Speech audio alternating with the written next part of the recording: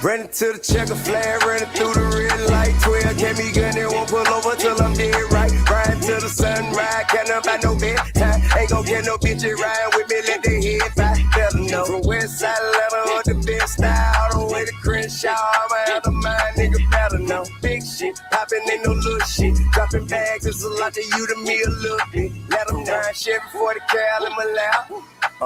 Real dope boys in the trap. The big yacht, ballin' like a big shot. Niggas on my dick, they make room for your big. Gotta let them know. I don't turn wrestle, I don't lip box. Solitaires, all I do is big rocks. I came from Dilly Rock, all the way to Hitchut. On the throne, bitch ain't when I'm on, she can kick rock, let her know. My foot up on the gas. I'm blowing money fast, you gotta know. I'm on these haters' ass. I know these niggas, man, gotta let them know. Big dog, how we get it bread, I ain't never scared. Big flex on a nigga head, what I'm standing on. Business, big chick, we done did that. Pushing weird back, better give me respect and some more. Atlanta know for I would put the show for $1 or so. I was selling grand right on camera till them hammers go. Lane speaking to me what you need a camera for. Center here to hitting hoes a centerfold, better know. They call it ballin', we just call it living. They say you live and die by your decision. Well, I'ma push it to the limit, never mind the consequences. Interfering, nigga, I'ma handle business, better let them know. On another level, my SS I put together, hit the pedal, do 200 everywhere I go. Better than I stay fly, just to show the day now. On the throne, bitch ain't when I'm on, she can kick rock, let her know. My foot up on the gas, I'm blowing money fast, you gotta know. I'm on these haters' ass. I know these niggas, man, better let them know. Skateboard P on the track, Louis Duffel bag, 50 rack. Poppin' so nauseous, I ain't got no country promo, like I still got a pocket full of crack. All they do is fight for number 2, cause I'm the one. Still make it play with the one. All we know is success, hit her with some rich sex. Good looking your bitch back, she forever mine till I let her go. Better know, let her know. Better know, let her know. Better know, let her know. Better know, let her know. My foot up on the gas. I'm blowing money fast. You better know. I'm on these haters' ass. I know these niggas, man. Better let them know.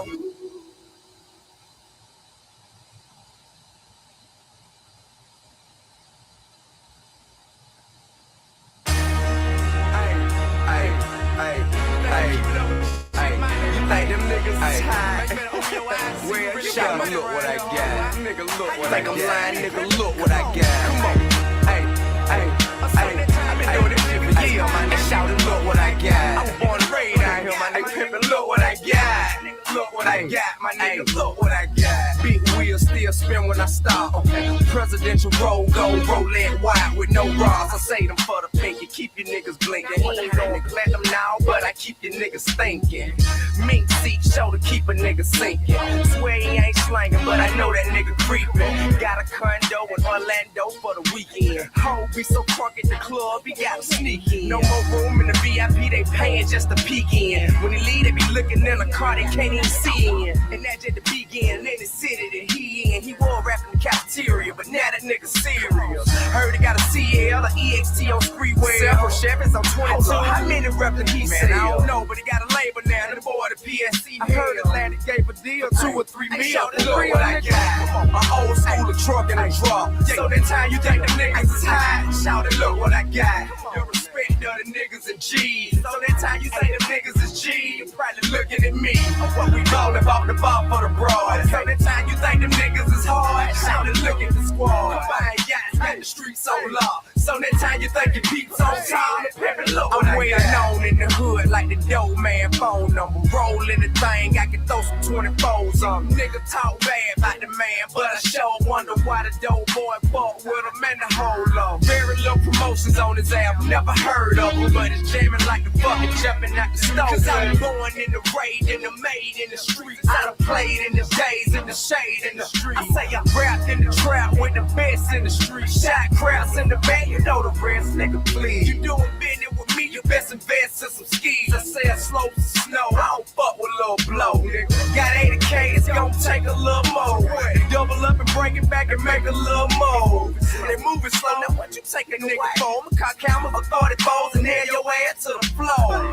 And I ain't bragging, I'm just letting niggas know. Cause the media and radio can get a nigga so fucked up. Comparing me to these nigga little flows. I do a song up they whole little show. So now look what I got. An old school truck and a drop. So that time you think the niggas is high, shout and look what I got. The respect of the niggas is G. So that time you think the niggas is G, you probably looking at me. Or what we ballin' off the bar for the broad. So that time you think the niggas is hard, shout and look at the squad. Buying yachts, got the streets on lock. So that time you think your peeps on top, pimpin', look what I got.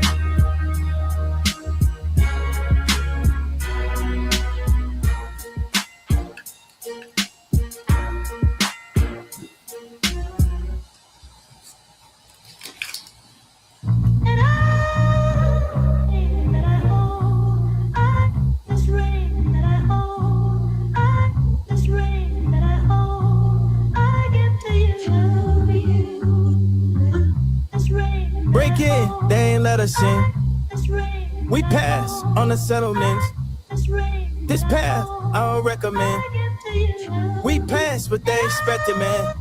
I go where they never can. I float, I don't never land. When it's dark, you don't know where you going. Need a light bearer to lead you home. I go where they never can. I float, I don't never land. When it's dark, you don't know where you going. Need a light bearer to lead you home. Light 'em up, beat me up. The only goat, the genius one. They switching sides, I seen it coming. The plot twist, a convenient one. Look, nobody finna extort me, even when they record me. I'ma keep it more G. Hand me a drink before I get more deep. She hates sports unless she watch it from the floor seats. I hate that God didn't make a couple more of me. And all my haters in the chords at the coordinate. They imitate the sound, call it forgery. What we doing is more importantly, look where we made it to. Made love to some makeable, bonds to some breakable. Broke rules and bent corners and hopes of breaking through. Basically went out my way to make a way for you. Basically we finna take them high places through it. Way improved and like a beta, we gon' stay improving. This the light that's gonna illuminate the way we moving. Trust in me, we going God mode, the theory's proven. Light 'em up, beat me up, the only goat, the genius one. They switching sides, I seen it coming. The plot twist, a convenient one.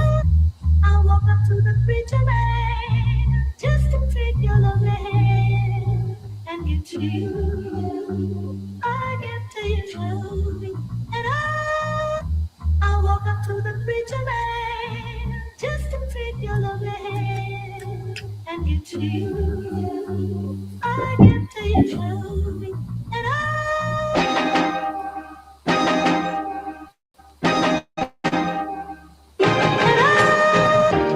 walk up to the preacher man just to take your lovely hand and get to you. I get to you. I walk up to the preacher man. Okay, let's see if it's, we good. Let's see. Well, that's how it's been jamming solo. I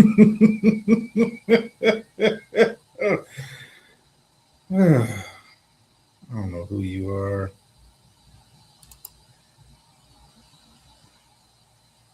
To the ancestors. All right, man. Welcome.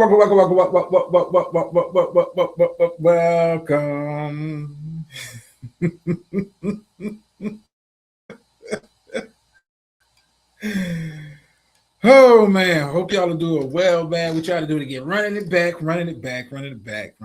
Much like Cowboys when we was winning championships, just running it back. But we back, man. We're live in the color. Hopefully, I can get through today's show with no technical difficulties. Sounds like we're good to go. Everything's kind of set up. Listen, yesterday was a complete shit show, but it is what it is. Sometimes you got to run into a abort mission. But anyway, like I said, man, thank y'all for joining me here on MLK Day of all days. I had a dream I was going live yesterday, and that dream didn't happen. But hopefully today the dream will be fulfilled. But anyway, let's get into it. Give shouts out to those who have made themselves known, and those of you that are hanging out in the clouds. Beautiful life. Say, like, share, subscribe, all that good stuff. Yeah, we're not doing weird energy tonight, man. All right, let's go. What's going on, Spot? Beautiful, brother of a certain age. Mark Nash, what's up, man? YouTube unfolded. Deactivate. That's what happened to the Bears season the other day. It was Sunday. Deactivate. Oh, let's see. Anybody else that snuck up in here? Miss Murray, how you doing, lady? How you doing? Yeah, be glad to get him up out of here, man. Deactivate. Buffalo Bills, deactivate.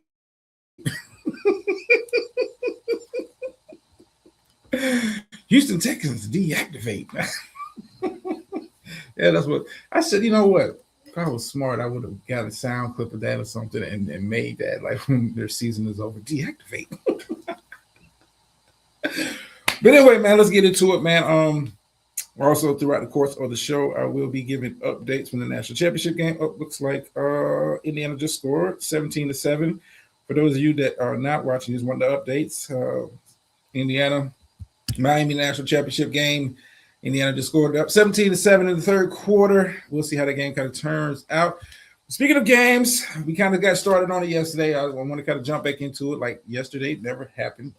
Snafus, technical gaffes, and all that good stuff. But back to the Chicago Bears. Deactivate, Chicago, deactivate. Thanks, brother. I know what I saw, on my ticker that it scored. So a little block punt. Okay, cool. But back to my fun. Deactivate, Chicago, deactivate. I'm just playing. I take no pleasure in it. Thank you for all the Bears fans that kind of came through and were showing love and tagged me in posts. Got that kind of quiet. But anyway, Chicago goes down. Want to start charging for my catchphrase. You threw my phone. Someone, a little birdie told me that, my laugh was content. Okay. Deactivate. Chicago goes down to the Rams overtime. Good game. I would say the overall theme for this past weekend, you go back to wild card weekend, I would say, you would have to say quarterback play. It was a lot of high-level quarterback play in wild card round, but this divisional round, defense and turnovers. Huge, played a huge role, especially, in all the games. But, we're giving Chicago and the Rams. Rams came in on the road. Figured it was going to be tough with the weather conditions being what they were. This is what I liked about Chicago, and I would say this is I'm going to say some promising stuff about Chicago, even though their season is deactivate. I like some of the coaching adjustments Ben Johnson made throughout the course of the game. I thought, especially in the first half, it was doing a little too much blitzing of Matthew Stafford, trying to get him off his spot. And one thing about Matthew Stafford, he is a veteran, probably future Hall of Famer. Probable MVP for this year. It does have a Super Bowl ring. Caleb is damn good. Yeah, bro.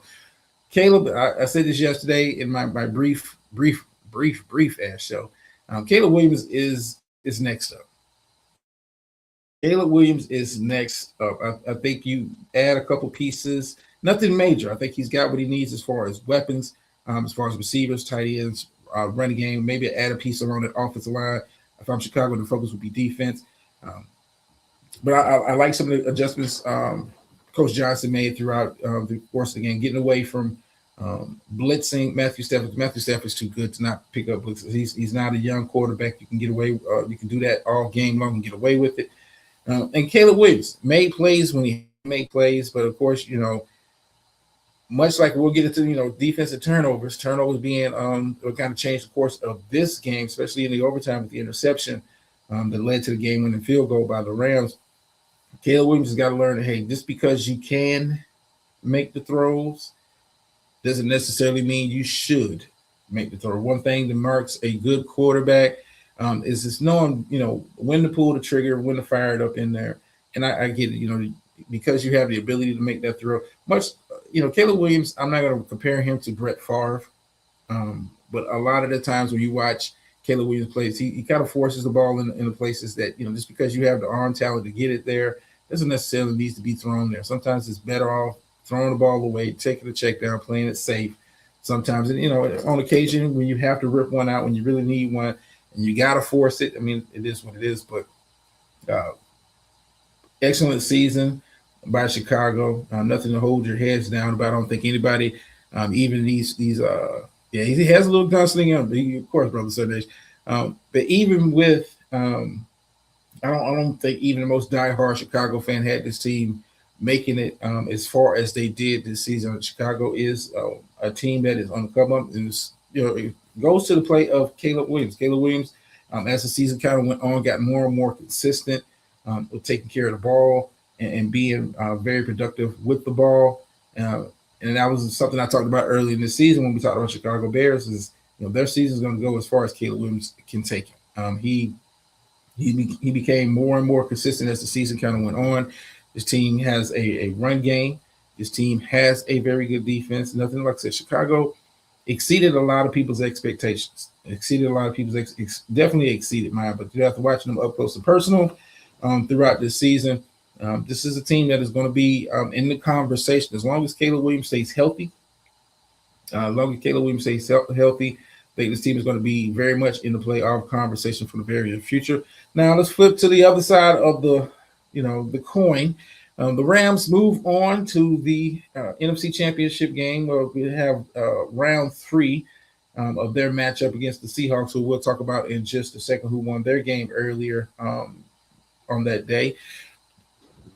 Rams, this is part of I've been critical of the Rams at different points of the season, just for the simple fact that they tend to play down a lot. When you look at this team, as far as like what they have at the skill positions and the key players that they have, this team should be playing at a much better level. Granted, you were playing against a very good Chicago team on the road in bad weather.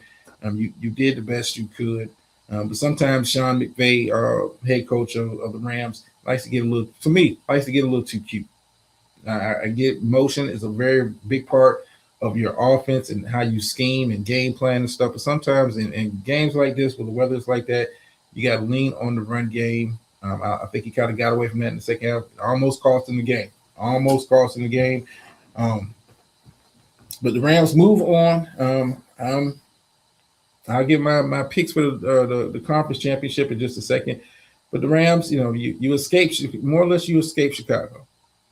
If anybody watch the game, a lot of, especially in the second half of that game, I think the Rams escape. And you keep playing that style of football. You keep playing that brand of football where you're playing it, nip and tuck, and you're not really putting your foot down when you need to be putting your foot down. It's going to cost you. And it may cost you this upcoming weekend as you play on the road once again in Seattle. Seattle, who took care of business against the 49ers, only blowout of the weekend. Not going to really get too much into that game. 49ers were clearly overmatched in this matchup. I'm not going to blame injuries for the reason why the 49ers looked the way that they did. Seattle's got a very good team. Very good defense, very sound run game. The only question mark you have with Seattle is at the quarterback position. But Sam Darnold, when he plays like he played against the 49ers, doesn't put the ball in harm's way, does his, makes the intermediate throws when he needs to make the intermediate throws, doesn't put the ball in harm's way, doesn't turn the ball over. You get the performance that you got from Seattle. What's going on, Triggs? Hey, Triggs, how about this? If you see a Bears fan in the streets somewhere, if you see Joe or you see DC, the thing for them for the rest of 2026 is deactivate your seasons, deactivate. Okay, I'm playing with you Bears fans. I love y'all. But as much as I love Philly fans, Philly, deactivate the Eagles, deactivate. Oh, gee. Yeah, where Joe? Where DC at? You're not gonna see him around here, brother. Not today. They were probably messing with my system yesterday. It was getting me shut down because they knew I was about to go in. Deactivate, deactivate, deactivate, deactivate.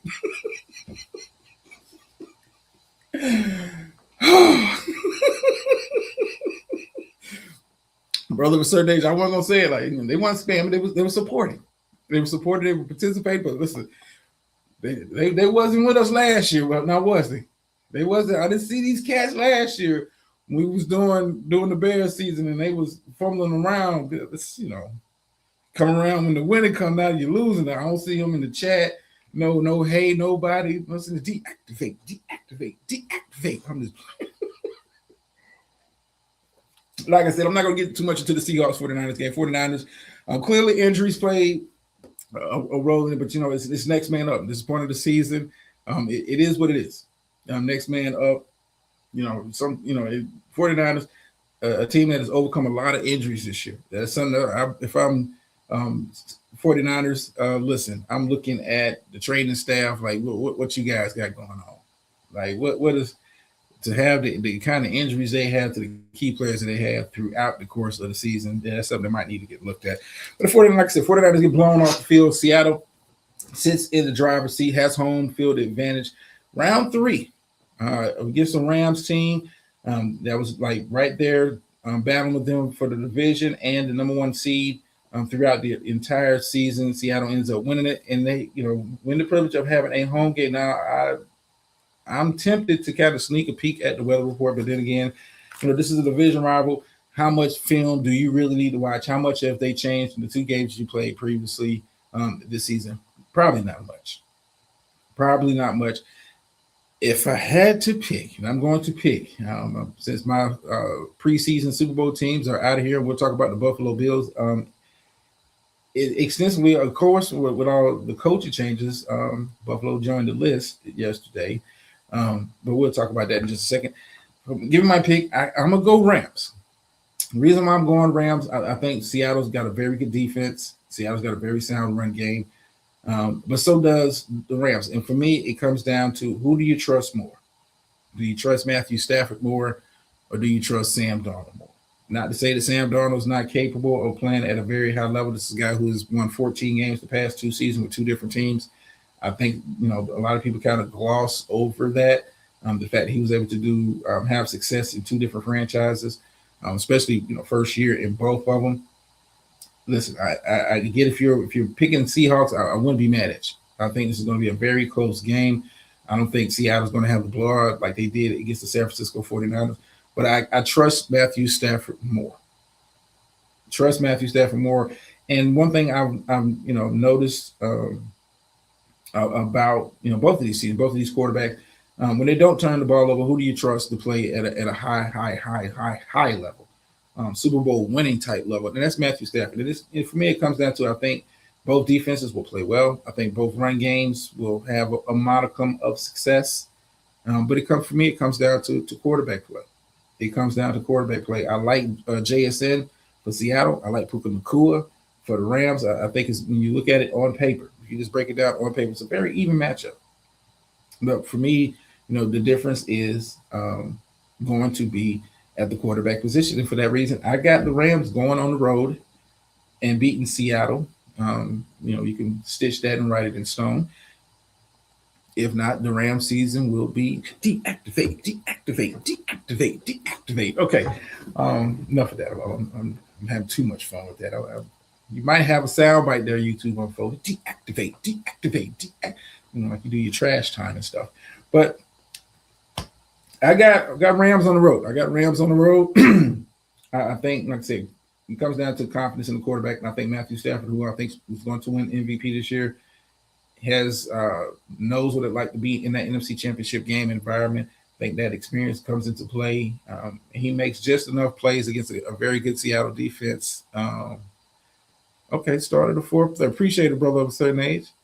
Could this be the return of the U? Who knows? I mean, they're looking good at the transfer portal. If you watch the good brother, Buff Nation, Max V, you watch him, They're doing pretty good in the portal. But moving over to the AFC side, before we get into the Bills game, let's go ahead and get the Patriots game out of the way. Patriots take care of business at home against the Texans. I would say it wasn't a very, if you like defense, and I can't even say you can't, because both teams have very good defenses, and it showed up yesterday. Patriots just had a bit more defense as far as forces and turnovers. It was listen, from the quarterback play, sloppy game. Sloppy. I mean, CJ Stroud played horrible. The amount of turnovers that he had, you can't keep putting that defense, as good as that defense is, you cannot keep putting that defense on the field and think they're not going to eventually break a little bit and give up points. I think for me, that was the story of the game. It's like it was the timeliness of the turnover. It was my first play of the drive. Early in the drive, you were having these turnovers. And, kudos to the Patriots defense, especially Carlton Davis, cornerback out there who had a career day. I believe he had 2 interceptions in this game. Career day from him. Good defensive game plan by the Patriots, but you cannot, I think, if they was able to sustain drives just a little bit, give that defense a break. Listen, that Texans defense was on the field a lot yesterday. They was on the field a lot yesterday. And granted, they was doing their job as far as forcing turnovers in regards to Drake May, who probably had, it's based on this season, probably had his worst game of the season.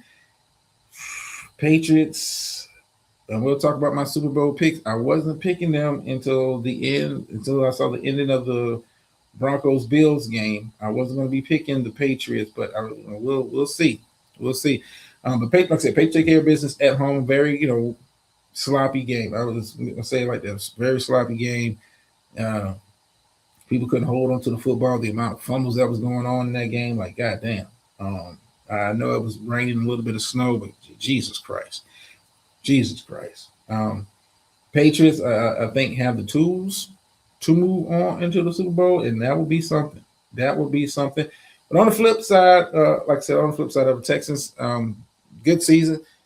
Came into the playoffs hot, rode a good defense all the way to the divisional round, and just cannot get on your own way. The offense kind of hamstrung the defense, had them on the field too long, and the Patriots made plays, just enough plays to kind of put it away in the second half. But it was not a good game. It was, I mean, as far as like the eye test, it wasn't a good game.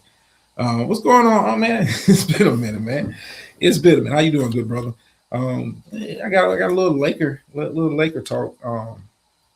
This is a little quick thing. A little bit later in the show, if you hang around while I'm doing the sports section, I'm curious of your feedback on that. Now let's move on to probably the best game of this past divisional week. Broncos at home take care of business against the Buffalo Bills team. Josh Allen being Josh Allen. Very emotional after the game. But can you say, if you have been following Josh Allen's career since he's been in the NFL, and this guy, he's still relatively young, but he's not this is not a third, fourth year player. I want to say Josh Allen has been in the league way too long. I want to say damn near 9 years at this point. Are you surprised by what you saw? Josh Allen, this has been the story of his career. A guy who has all the physical gifts and can make all the plays that you want a quarterback to make, but puts the ball in harm's way and has been a turnover machine since he's been the starting quarterback of the Buffalo Bills. The questionable decision-making with the coaching, which led to head coach Sean McDermott. Allen choked. Yeah, I mean, and that's what it was. Allen choked. But it led to the firing of a head coach, Sean McDermott, who is now being interviewed for a new position. You gotta, somebody has got to roll after a loss like this. You have a season in which Buffalo came in preseason favorite from a lot of analysts, was my Super Bowl pick. coming into this season. You have no Patrick Mahomes blocking you in the playoffs, no Lamar Jackson making the playoffs, no Joe Burrow, guys that Buffalo and Josh Allen has traditionally struggled against in the playoff setting. Those guys don't even get into the playoffs. Don't even get into the dance. Here you are on the road having a good game, but the turnover. And it's not a surprise. Like the one season that Josh Allen has not been a turnover machine was the season he won last year with MVP. He reduced the amount of turnovers that he had. Turnovers is won the game for Denver. Denver played well. I'm not going to put it all on Allen, but Allen showed. Here you have an opportunity. You have the run game going. Um, Granted, you don't have the best weapons on the outside, but that's no excuse because it is what it is. You play without the best weapons all season long, so it's not an excuse. Like all of your guys just went down in this game. Josh Allen choked. And it was. You can tell you can see the frustration on the sidelines after each turnover. You can see the frustration during the post game interview when he said he let his guys know. Josh Allen understands that, hey, you are the quarterback. And this is part of what comes with being a quarterback, especially of an NFL team. You get all of the credit for the wins, and you get all of the credit for the losses. And Josh Allen has got to hold this. You can't look to the run game saying they were slowing down the run game. James Cook had over 100 yards in this game. I don't know why they didn't keep going to the ground when you was having success against a very good Denver Broncos team who was not playing the best I've seen them play on the defensive side of the ball. But they forced Josh Allen to some nasty looking turnovers, man. Nasty looking turnovers. I mean, this Josh Allen doing what Josh Allen has traditionally done since he's been in the league. Turn the ball over way too much. Hey, Gator, how you doing? Gator, I don't know if you caught my show last week, but I did apologize to you and the Jacksonville Jaguars fan for not putting no respect on your name this season. I did apologize and said I was wrong. Every blue moon I get something wrong. But in the vein of Chicago Bears and in the vein of the San Francisco 49ers and the Houston Texans, Jacksonville, season in the wild card round was deactivated. Okay, I'm done. Did you cover Texas and Chicago quarterbacks? Yeah. I touched on. Yeah, I touched on. I listen. Caleb, he has a bit of that gunslinger in him. He'll put the ball in harm's way. If he can clean that up, you ain't no better. It tracks. Damn, executive producer like that. Coming in with the headshots. They ain't seen you in weeks. He's coming in with the headshots. Deactivate. I can talk shit now, because all y'all teams is out of it. I can talk shit.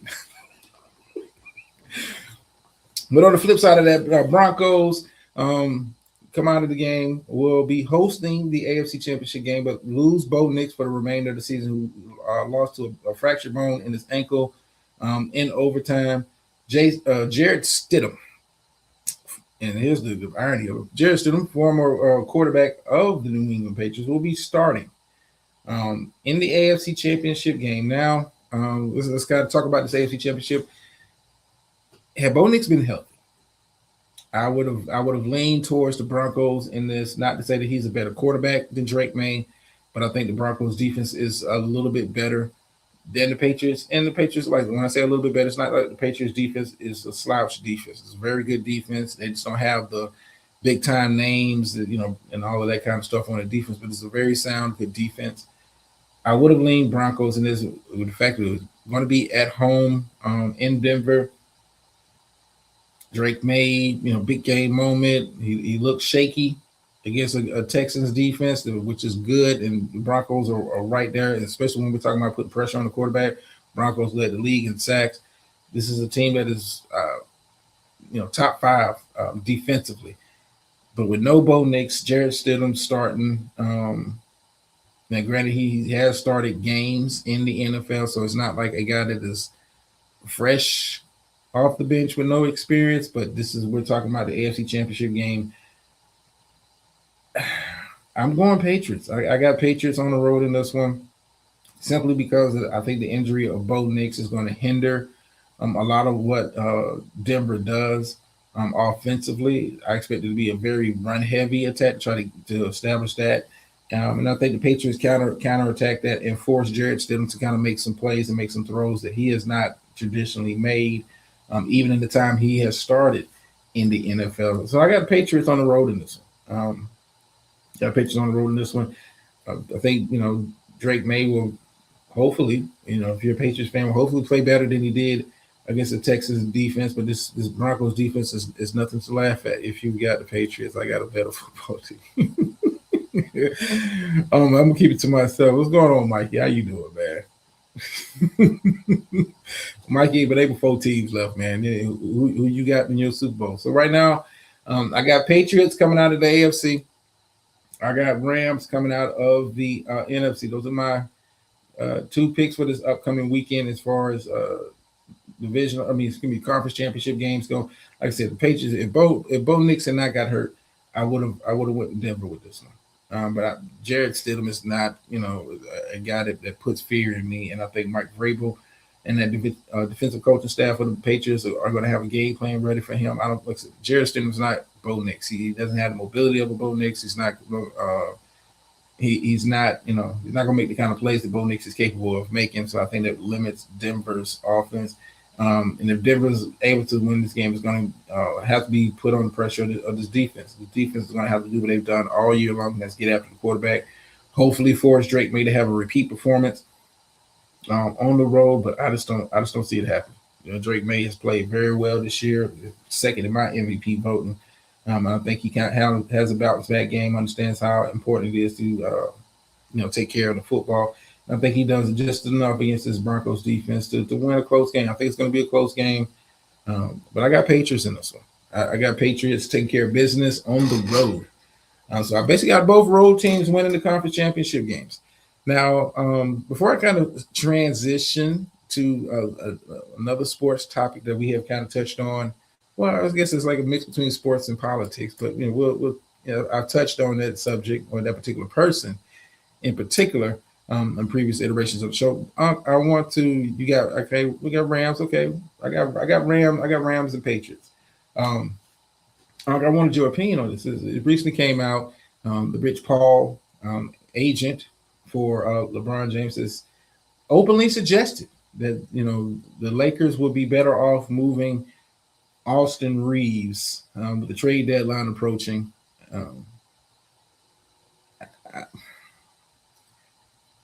I think, at this point, even if you're a Lakers fan, and it has nothing to do with Rich Paul, but, Rich Paul coming out and making these statements, LeBron having to come out and say he's not, co-signing that, that's not coming from him. Why Rich Paul, understanding, Rich Paul, the most powerful, agent in basketball, why would you make this comment about the team that your primary client, your most lucrative client, plays for? And I think I speak for a lot of people in Laker Nation. We're looking at LeBron James. Why don't you move? Do I think Austin Reeves is a player on LeBron's level? Hell no. Do I think AR is a very good player? Yes. Do I think AR fits the future that they have in vision? I'm talking about the Lakers franchise. Do I think he fits the vision that they have with him playing alongside Luka Doncic for a very long time in the foreseeable future? Yes. I think everybody that is a Laker fan, we're looking. I would say here we are in year 23. And I've never seen so many people look at LeBron James through such a critical lens. We see how much the team changes when you're back and when you're on the court. It just, and I don't want to say LeBron is holding on to the past. Like LeBron is still playing at a very high level, especially when we're talking about this is year 23 for the guy. That's just 23 years in the NBA. That doesn't count all the playoff minutes that he has logged on his body. He's still playing at a very high level. But I think all Lakers fans, well, I wouldn't say all, most Lakers fans are looking at what does LeBron James' future look like with the organization. And if I'm LeBron James, and as much as I like the Lakers are not a championship caliber team right now. If I'm LeBron James, I'm exploring my options, getting with my agent, getting with the franchise, exploring my options, see what's really out there for me. I want to say the trade deadline is a little under a month away. Um, if I'm LeBron, see what's out there. I'm out. Appreciate it, brother, of a certain age. Okay, on 4th and 5 from the 12. Okay, let me peek in real quick on the championship game. Thanks to brother of a certain age. Our only senior core responded. Um, let's see what we got here. How much? Oh, good, the fourth quarter. Okay, 10 points. Let's see if you can do it. But that's my question to you, Uncle. I know you're a Lakers fan. You know, is it time to move on from LeBron James? Is it time to pull his agent into a room, pull him into a room and say, hey, we want to move you to the best situation possible for you. We appreciate what you've done for the franchise, but it's we're going in a new direction, and Luka Doncic is the future. And we're not talking about a borderline all-star player here, LeBron. We're talking about a guy who is perennially, when healthy, perennially has been in the MVP conversation for the last 5 years when healthy. We're moving in that direction. We're building the franchise around him. I like the combination of AR and Luka. You're not getting none on the defensive end. You know, there's two turnstiles at their positions on defense.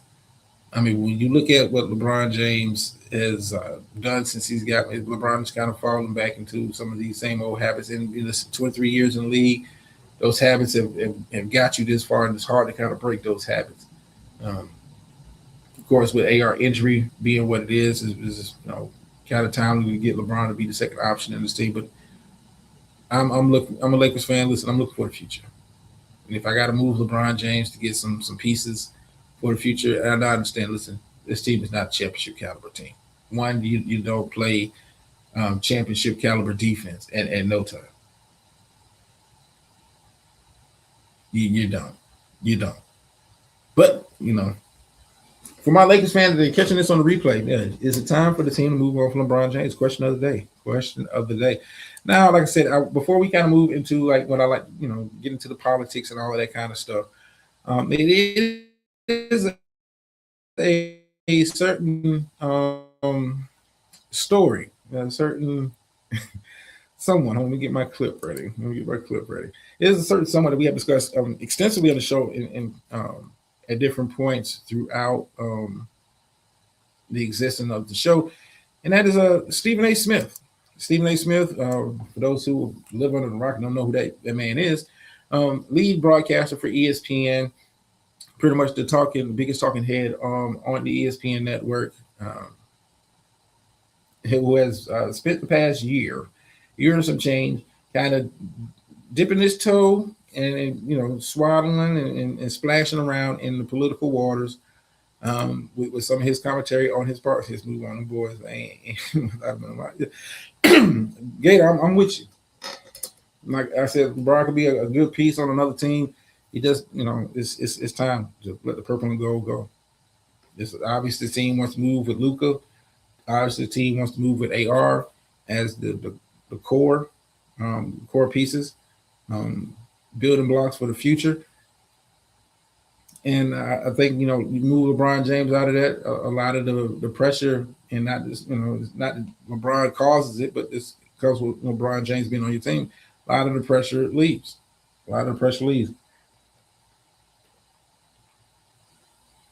Because sometimes you see, if you watch Lakers game, you see Luka and the boys kind of are deferring to LeBron, trying to get him involved. Not that LeBron needs them to defer, but just that reverence of who LeBron is and what he's been to the NBA. Guys, see guys kind of tending to defer. LeBron just doesn't look like one of the guys. Oh, damn. Welcome to the show.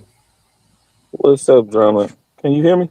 Yeah, I can hear you, brother. How you doing, man? First of all, how you doing, brother? I'm managing, man. I just wanted to pop up and answer those questions you had as far as the Lakers, you know, Yeah, I know LeBron basketball James. season. You come out, man. I know you and Speak Greasy. Basketball season starts ramping up over here. Y'all come out. So And, I really haven't been watching it though because it's painful to watch. People getting blown out by 20 and 30 points. Nobody playing defense. Uh, People doing crazy crap on the floor. So, but this thing with LeBron and the Rich Paul situation, I thought a lot of people jumped out there speaking ignorant because the fact was they were doing a hypothetical. mhm. But from his point though, it makes clear sense because I'm a big Austin Reeves fan. I've been on some panels, getting my ass handed to me, speaking up for Austin Reeves. So for me, that's the man. But it makes sense to get rid of him because to me, he's good because of LeBron. The same way, what's my man that matured under LeBron? The one that went over there to Oklahoma, who was a fan favorite. Um, Jesus, Caruso. Caruso, yeah. You see how No. Yeah, I can't let you get that one off. Like Caruso Caruso, was. Caruso was good, but when he got up under LeBron, and he even told you, he was saying LeBron gave him a different way to look at the game, and Caruso elevated. He But already had deep. those are two. Those are two different style of players, though. AR What you mean? what I say is What, Caruso. No one has ever looked at Caruso as an all star. But when you look at right. Austin Reeves, especially the last two seasons, he's starting to get those all star looks. Like people are looking at him as like one of them dudes. Like those are two different cal. Caruso is always been like a solid six man, but you never looked at Caruso like, yo, you should be Okay. a starter. No. So where I'm going at with it is what I'm saying under LeBron's tutelage with Austin Reeves, right? Yeah. The way Austin Reeves thinks the game and sees the game, right? And and, Mhm. and, and his work ethics to get better. You see what I'm saying? Okay. So now he's elevated. And I think he still got another notch he might can go. You know, but um back to Rich Paul, what I'm saying, Rich Paul, he's right though.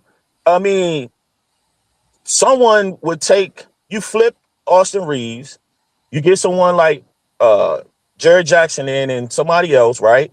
Package Mhm. that and go for a big star. Cause the Lakers always trade for stars. You know what I'm saying? But I wouldn't want Austin Reeves to go, but that's your best chip. LeBron is at the end of his contract, so he could come back from what? The minimum? So He you not getting going. LeBron. You only need LeBron for a game or two. You don't need LeBron for a whole series. I mean, but he had the Mhm, opportunity. With his mhm, this last contract, he had opportunity when he opted out. Um, mhm. to take less money. So they could have No, brought they could have. I mean, this past no, he opted out this past season, and he kind of waited to see what kind of how the chips was going to fall, and he re-signed for more big money. Like LeBron's not playing at the minimum. We can cancel that. LeBron's not. He's not ever going to play at the minimum. He's not. well, they were Yeah. saying even if he took a certain amount, even if he took a certain pay cut, it still wouldn't have done. Like they still wouldn't have been able to get anything.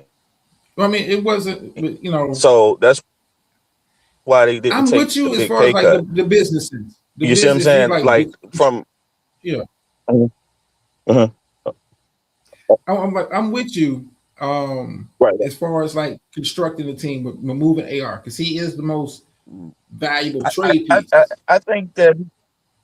Uh, But Rich Paul, you got to understand who you are, in that even if it's a hypothetical, even in that moment, here, it's one of but the here's ones you dance here's what around. I would say too. But I would move Luke. You're not moving Luca. They're not moving But they Luca, but man. they going but they hating, man. The dude he's on a podcast. He's talking. They're just talking. Trap. You know they hate Max Kellerman. A lot of them don't like Max Kellerman. Look, but here's my thing with Luca though.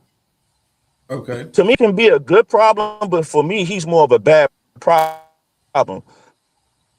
Luca whine too much. Luca plays zero defense.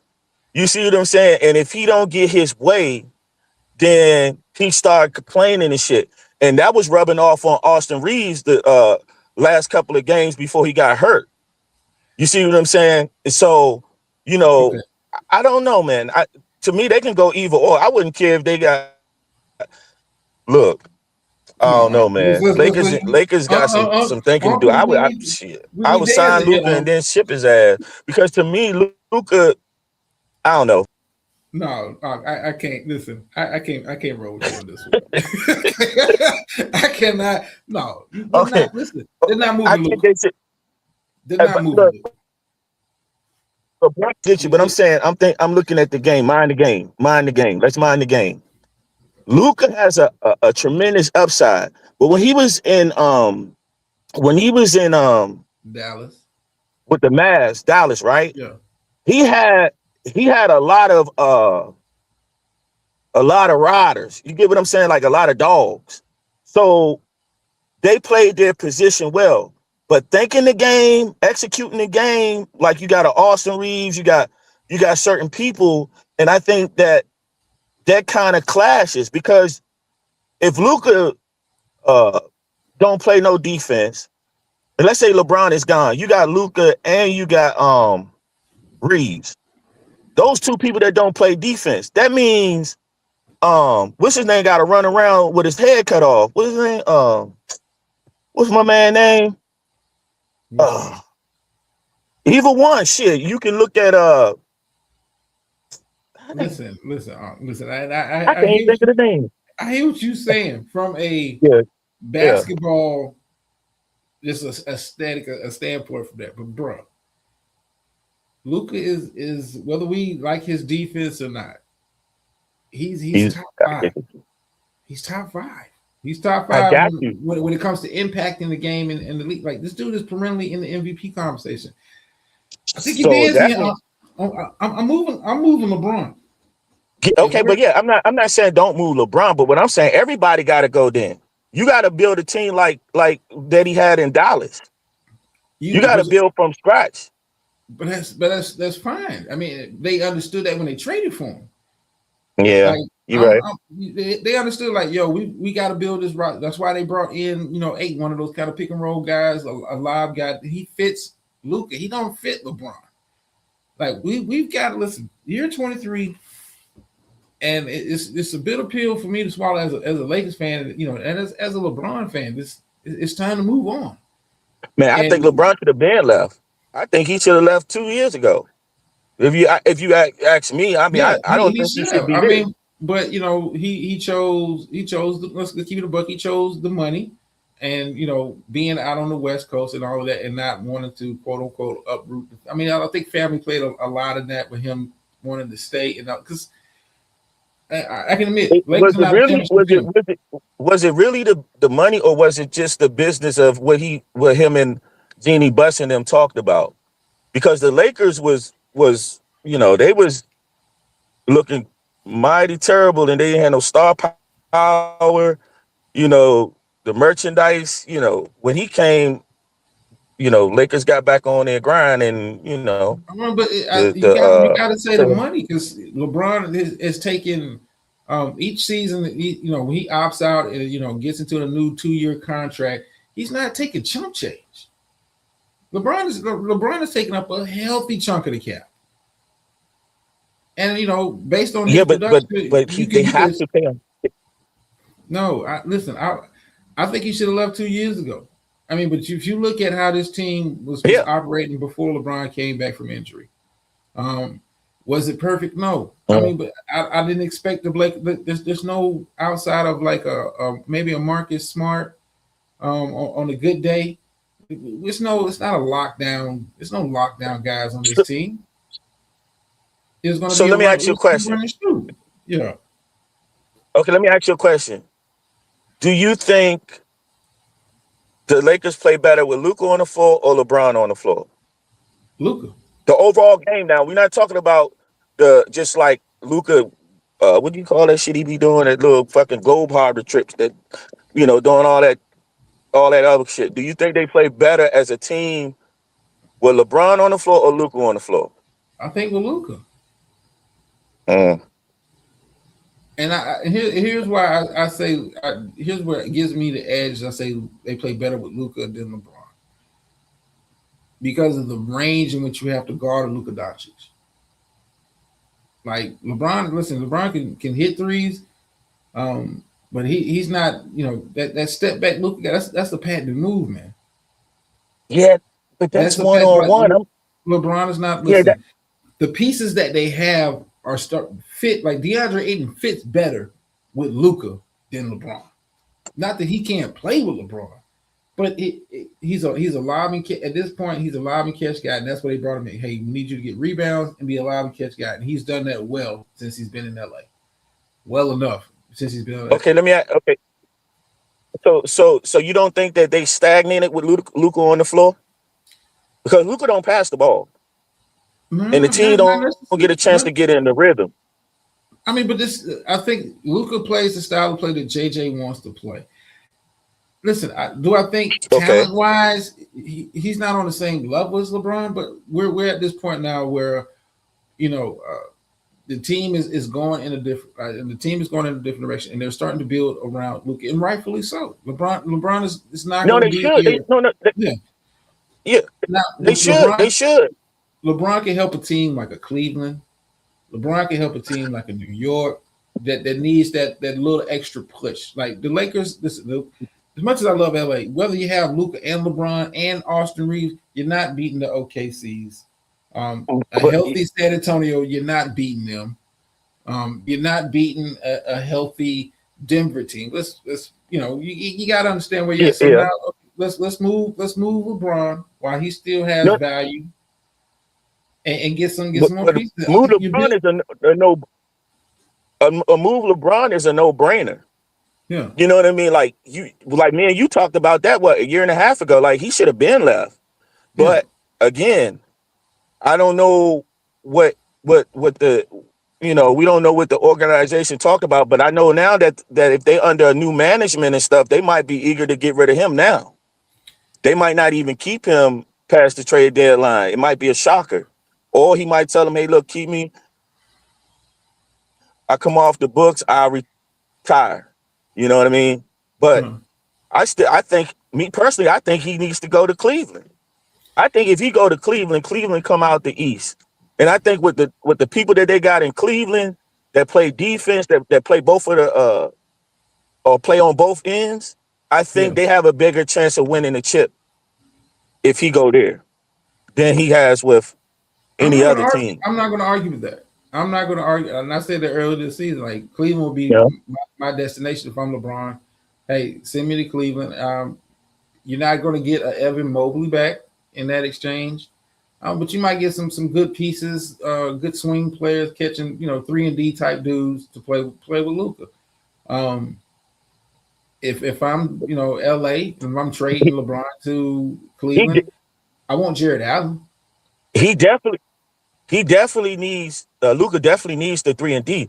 But also, man, we gotta keep in mind now, Luka been having some leg injuries lately.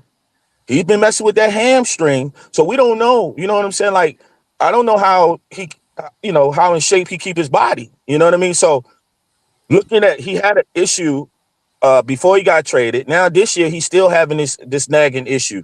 So we don't even know the severity of the issue. I mean, yeah, he's still young. I mean, severity of the injury. Yeah, he's still young, but what you get what I'm saying. So I get what you said. He does have an injury history, especially with the lower legs. Yeah, but that's why let's cut it. Let's cut to the chase. We're not winning the chip this year.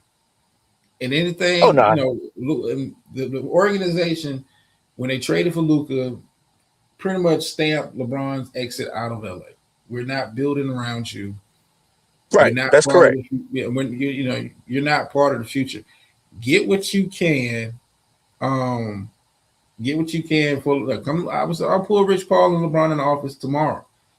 We want to see if we can work a deal with a Cleveland or somebody out in the East that is, in position to possibly, chase a ring, and you're that missing piece. We're just not there yet. When you look at the West, they're not there.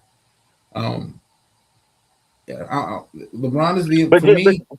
uh-huh. AR sounds good, because it's a young offensive star, borderline all-star player. It sounds good in the basketball GM sense, but dude, the Lakers management has a future with Luka being Batman, and they're fine with AR being Robin, and that's Yeah, the vision man's future. but check this out. Even if you get rid of LeBron, you still not even going to be able to pay Austin what he's going to command. I think Austin going to get Austin if going to you get paid, and you're going to have to pay Luka. So you get what I'm saying. So even if you get rid of LeBron, right? Other people, you're going to need to pay other people. well, I mean, I If can get rid LeBron's of off your book, Hachimura. I can get Hachimura off my books. That's a nice tradable expiring contract. Like you could listen. These teams make the money work. They make them. I They don't know make if you give it to Hachimura though. they make the. Okay, what Rui's making like 20 plus million this year. Gabe Vincent, we can find places to put these dudes. We can trade you for cash considerations or a second round draft pick. We can get you off our books. They have some expiring contract. They have a plan for signing AR. He's not leaving. It's not going to Hold be on, a hold on. paid Oh, war. drama. Go Hey, ahead. I saw AI coming before anybody. I'm AI. Austin Reeves, trust me, You did. that's my I man. didn't listen. That's my man. Everybody talking about, oh, that white boy, he can't play no motherfucker. Oh, he don't do this, he don't do that, he don't do it. And I'm like, look, every year he's progressed. Every year. And I think he got one more level to go before he max out. You know what I'm saying? But I'm just saying, because I don't know who brings the calm to the Lakers team when out on the floor. You know what I mean? Like Luka gets so wrapped up into doing what Luka does that a lot of the team is just standing and stuck. But They don't even know if they're going to get the ball. Now look, AI was it skipping. works. It works. Okay. If you look at the start of the season. Now, do I think it's sustainable for a playoff run? No. The word on You the got. street. I'm telling you, it doesn't The work for a word. playoff. Hey, drunk. Hey, dots. The word on the street in the NBA circles is that they hunting for Luka. So I don't know. Dude, they've You been know what I'm hunting for saying? Luka since he came in the league. That's nothing. That is listen. They But I'm were just hunting for saying. you saw when Boston beat them in the finals. They was hunting for Luka. We run and pick whoever Luka guard come up here and pick and roll. We want that matchup. They've been hunting for Luka since he's been in the league. He's been a defensive line. He's never Luka's never going to be anywhere close to a lockdown defender. The only thing you can hope for Luka on the defensive end is some effort. He's never going to be able to stand. I'm just saying he's not going to ever be able to stand in front of nobody.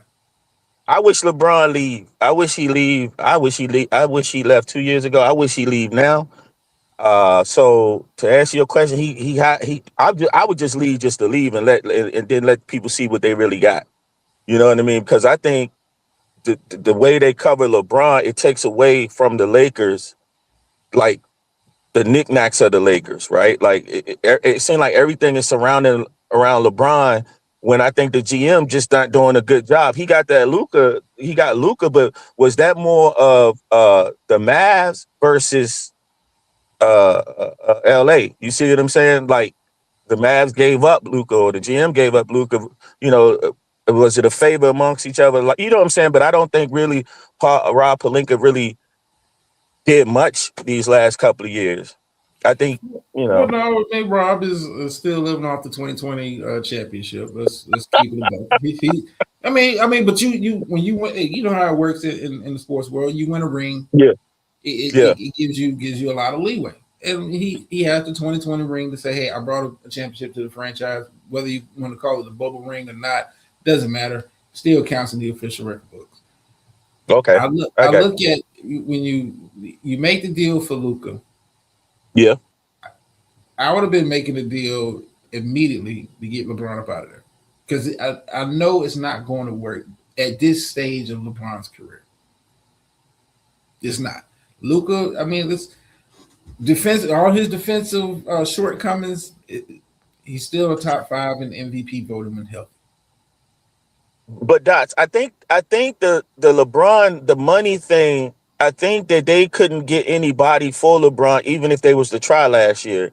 I Not at that think price tag uh because he's not making chump change. Like LeBron's coming back like 2 years yeah. max, 2 years, $100 million.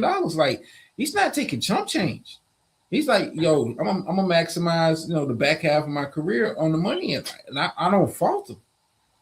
But you hmm you can't like, yo, I'm making 50 mil this year, and the team is obviously trying to move. Like, dude, See, I I, thought I thought they should have been moved Anthony Davis versus I thought that they should have had moved him a long time ago. I just even though well, they gave defense, he just was well, always hurt.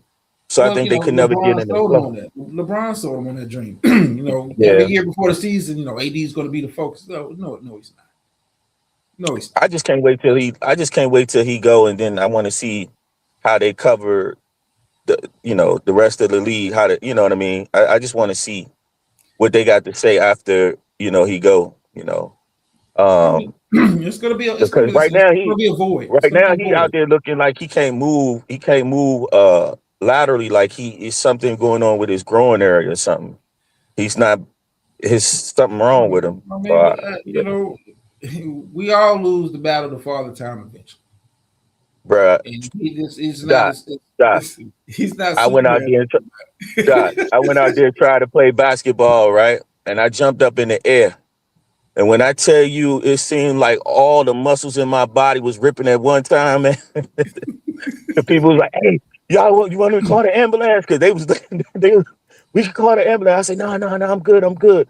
Bro, I ain't touched the basketball since. I was like, "Ain't nowhere in the world, man." Bro. So I I get know it. the feeling. I listen, and you're talking about guys who are not, listen. I've had that feeling. I just go out there, I just shoot around. I'm not even run up and down the court no more. Like, nah, that ain't my thing no more. You talking about regular dudes? You talking about a guy who's a world class athlete? He's looking like one of us. Like moving up, especially on the defensive end. Like, That's what I'm saying. So Lakers would have three people out there not playing defense. Would put a lot of pressure on Vanny, and put a lot of pressure on Smarts. You get what I'm saying? Because they are, I don't like Vanderbilt. I'm gonna say it. He great defensive player, but you are like I as thought he good was as good when he was actually he could actually put. I thought he was good when he was with was it Timberwolves? Yeah, his I with the thought Civil he War. was actually good He with fit. them. He fit, but what they're paying him, uh, like I nah, thought they were paying him peanuts. Mm. like even with the peanuts, like you don't, I don't, I don't see the value. Like I don't see when you watch Vanderbilt on the court. Where's the impact? Where I mean, like you're supposed to be just the D guy. You're not even a 3 and D guy. You're just the D guy. Pause. But that's what you are. You're not a threat on the offensive end. Like I I, just I, think nowadays the game, if you're gonna play the game, if you're gonna mind the game, is you're gonna have to go at least 10 deep, and you're gonna have to have people that can play both ends of the court.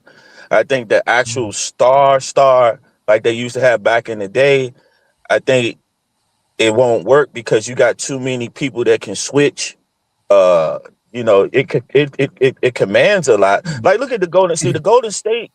Steph Curry could do what Steph Curry do, but the team as a whole was just what 9 deep, and everybody went out there and played on both ends of the court. That's why they were so advanced in most teams, because most teams would focus on one or two players, and they was, oh well, Steph commands this. No, no, no, no. The person to me was Klay Thomas. Klay Mhm. Thomas and Draymond Green was the catalyst to their success. well, I mean, okay, Steph Curry commanded double teams and stuff like that. But I mean, but you you can't know, have you can't have one without the other.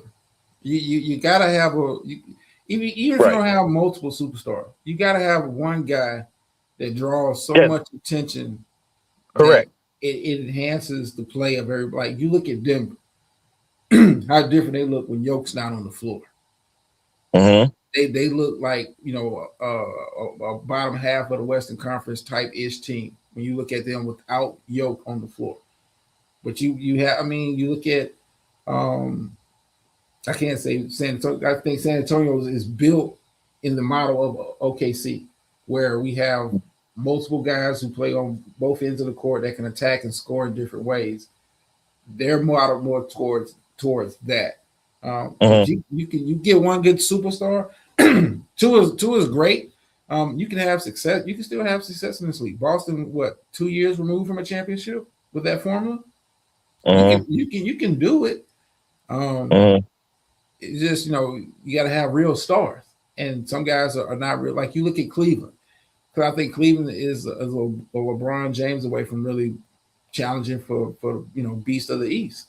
If you really like, Mm-hmm. I like Spider Mitchell, but you were two. Mm-hmm. You were Yeah. two. Correct. Yeah. You were two. I like Evan Mobley, but you're a good complementary piece. You're not a Mm-hmm. force. Like we're not game planning to like you're so unstoppable. Spider Mitchell in the playoffs, he's good for one explosive game, and after that, it's kind of his regular stuff. Okay. So for us to sum it up, I agree. They need to trade LeBron or get rid of him somehow.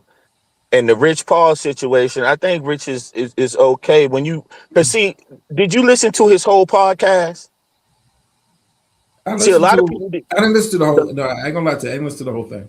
right, and so that's what I'm saying. Like a lot of people, they didn't listen to the whole podcast, which is a fun podcast, uh, and how they were talking and what they were talking about. It was a question, that was asked of him, and they were just going back and forth about it.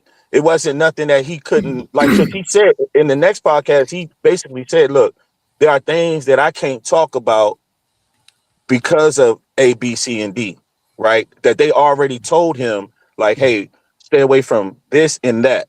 So what him and the Max was talking about was in the confines of what he could talk about. You get what I'm saying? Yeah. So and then so his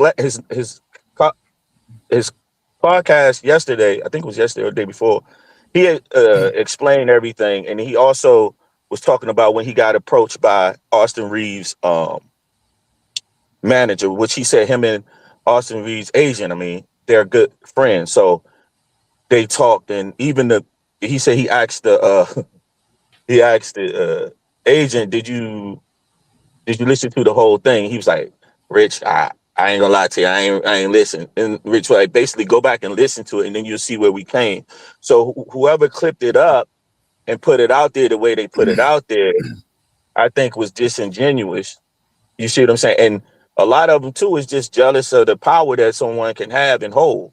I mean, I don't know, man. So I think he didn't do nothing wrong. I think a lot of people blew it out of proportion. And they trying to say, well, he's an agent. Well, hell, I mean, you got people out Well, here that I don't think you need. look, I'm gonna be honest with you. I don't think you need a podcast at this juncture. Especially when you're talking about clients, potential clients. Like, nah, I get the podcasting thing is where a lot of people are, sports personalities and people in that arena want to dive into. But nah, I kind of, if I I'm can, Rich can you think, Paul, I would back off of that. Like, I'm messing up possible future bags. You know what I'm saying? Like, but see, that's what the whole thing was. They were talking about the far as what do you have to negotiate with people? Like far as the Lakers. You get I what I'm wouldn't saying? do Like it. what I wouldn't do it was a hypothetical. Can you listen to that podcast and we could discuss it? Because it. Okay, you might yeah. be, I'm gonna listen yeah, to it and tell you what we do. I'll listen to it and I kind of give you yeah, my full honest review of it. yeah, But just from the outside looking in, I'm Rich Paul. Drew Rosenhaus is not doing a podcast, and then that's how, but that's why that's the lane I'm in though with it. I'm But Drew. yeah, You're but I Asian. ain't them though. That you talking Good. 15, 20. I'm in the now. I'm not looking at back then and what's going on back then. You see No, what I'm saying? I'm in the I get now. this now. Listen, everybody don't need a podcast, bro. I'm an agent, active agent, not Yeah. retired. I'm an active agent. I got potential clients listening to this shit. Like, yo, does he have these kind of conversations about me? When I ain't But what around. but that's what I'm saying. That it wasn't about what it was about. So I you didn't. mean to tell me me and you talking shop and we let's just say we the owners and we talking shop, right? And somebody clip us saying this and that. And when we was sitting up there just talking about hypotheticals and ABCD, but we not, you know what I'm saying? We're not saying this, do that, do this. We just talking about how would someone make something work. But here's what I'm saying. Just because you can, don't mean you Yeah. should. Don't you mean you should? That's true. It don't mean you should. Just because you can't. I'm Rich Paul. I'm world famous. I'm an agent. I'm with Adele. I've got a lot of stuff going on. People are interested in what I got to say. Just because you Hey, can, don't but mean you hey, should. hey, Dot, he fired that shot, boy, and them motherfuckers was buzzing. I mean, he had them all uh uh uh out there. Oh, he shouldn't be down. Everybody. Yeah, But I mean, because look who it's coming from. Not that I don't think anybody looks at what he said and be like, "Yo, he's wrong in his assessment." I think a lot of basketball fans look at it like, "Okay, in his GM like agent perception, he's right as far as like AR being the most valuable trading piece." But I'm an agent. I can't be happy. It's a reason why owners and like the NFL. That's why Jerry mhm, Jones is the only one that gets up there and runs his mouth because he's also the GM, slash, and I'm the owner. But a lot of owners like, no, I'm not into that podcast and stuff about what could happen, what I would do, even if it's hypothetical. Like, well, hypothetically, I could fire this coach and bring in such like, no, hypothetically you could, but it don't come across right, man. Just because you can don't necessarily mean you should. I'm Rich Paul. I back away from that. I back away from that. true. True. I mean, we agree to disagree, but I think what he did wasn't wrong. I think the motherfucker just hating. I just think they just I'm hating. gonna check it. I'm gonna check it out. It's not me hating. Listen, I don't want you to think I'm hating. Not Like you, not you, his, not his no, not assessment, you. his No, assessment is no, on point. But dots, I'm not Rich you, not Paul. you, but dots, not you, not you. What I'm saying, what they did when they leaked, when they all started talking about it, all the other podcasters, right? When Well, they that's all how they started do it. talking about it, Come on, but man. half of them don't even. If you look at it, an agent actually uh is universal when it comes to, okay, what fits for this team, what fits for that team. Like their knowledge of the game is not to be trifled with. Whereas those players just play. They don't even know if they fit with a team, right? They just play the game and they figure they the best and this and that. But I encourage you to listen to it, to listen to his last two podcasts. It give you some good insight on a lot of stuff that I think is that it helps with the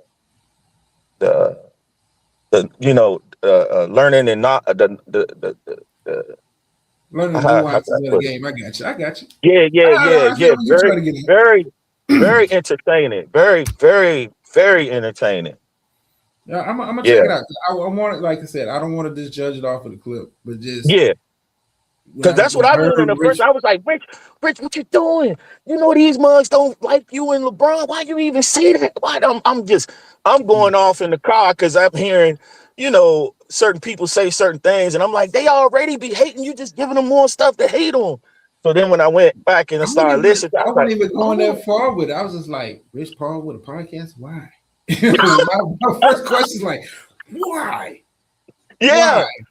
yeah, You're not yeah. like it'd be different. Yo, I'm retired, and then if I was a GM, I would X Y Z. If I was an agent, dude, you still active. You like you're the top dog when it comes to agents. Like, and I know potential clients, you know, are looking like, oh damn, like yo, this how to do. Like, it looks crazy that you're an active agent and you kind of even having hypothetical conversations on camera.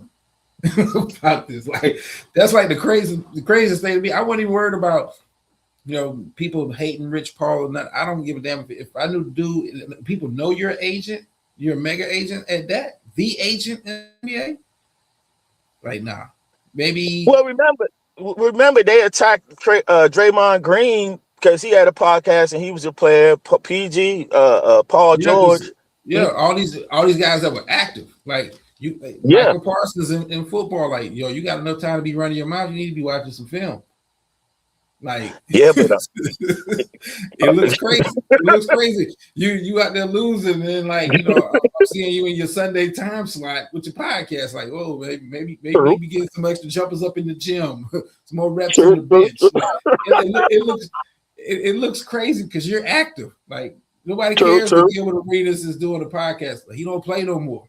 Like Draymond, you look crazy. Like, yeah, I know we just got our ass kicked in this playoff game, man. But I got some topics I want to discuss. Like, no, dude, your focus need to be elsewhere. But then you can also say, but then too though, Doc, you can't say doing a podcast keep them ones out of trouble. You get what I'm saying? They busy doing other stuff versus hitting the club, and then you got the media talking about you. Get your ass in the film room. Get your ass in the gym. Like, dude, I don't care how much I like a player. Like, you active. Right. Like, you need to tell me this is the with your spare time you're doing podcasts, and you're doing it actively. It's not even like I do it in the off season. No, you're doing it actively. We just lost game 6. We're out of the playoffs, but I want to talk about Cardi B. Like, what the fuck? Like no, because it makes me think you were looking for topics and material for your podcast when you should have been paying attention what Steve Kerr was talking about. For that playoff game. Like, I got a like Michael Parsons. Like, people was questioning like, how prepared is he? You're doing a podcast. But in fairness, though, most of the people that did podcasts while they were active was elite in their position and did what they had to do on the floor. It was their surroundings that came up short. Now, Paul George would be the exception because I felt like Paul George, they was going to take him through the ringer with his podcast because but every time you turn around, the minute he started doing something good, he had a horrific injury or he was out. So I guess he was like, let me get in the podcast. And you know what I mean? He was the only one that I thought was in podcasting that might have shouldn't not have been in podcasting because none of them can't listen. And I think they have a future in podcasting, but during your season, and like I said, perception is plays a lot into that. We're talking about these guys are elite players. We're not talking about scrubs off the bench. Yeah, these guys are elite players at their positions. But to a fan, it looks crazy. Right. After they just lost a hard fought game, and you doing like a nightcap with like Shannon Sharp as an active player, like you on that type of time, like huh? Like you ain't got nothing. Like, even if you like, I'd rather you just go away and rest for the night. I don't need to hear your perspective. Like, that's what the post-game interviews. I don't care about you doing a podcast. It does nothing. I'm looking at you funny. I'm like, damn, it's you. I mean, because it takes time. I mean, it takes time to. I see that viewpoint. We're talking about branding and all of that stuff. Sponsorship. Like, this is this is brought to you by Unk Records. Go get the latest. Like that's just regular. This is the time it takes for regular people. I would just say regular people to do podcasts. And do them consistent. You're talking about guys who are elite at their level. Like, you mean to tell me you couldn't be watching some film, see what you could have did better and run past D this week, Micah? Like, you notice he didn't do no kind of podcast in Green Bay. It's like probably like no, leave that shit for the off season. I see your viewpoint on that. I see your viewpoint on it. I for me, I don't really listen to half of them anyway, but I think sometimes I tune in, like if Draymond Green and they talking about, certain things, some of them I listen to. Knowledgeable. I thought, but you Jordan was doing Space Jam in the summer, not doing a year. Jordan did Space Jam in the summer, not during the year. Like, Yeah. no, your extracurriculars, you do that, all when the season is over. When now the season I is you over, I know don't have. I you, don't, you know personally, I think that they got tired of a lot of the ones that started. Then I think they got tired of people talking shit on podcasts and didn't know anything. So that for them to jump in it, I think they was going at those type of people. I think they, you know, well, I it's mean, focus is easy, focus.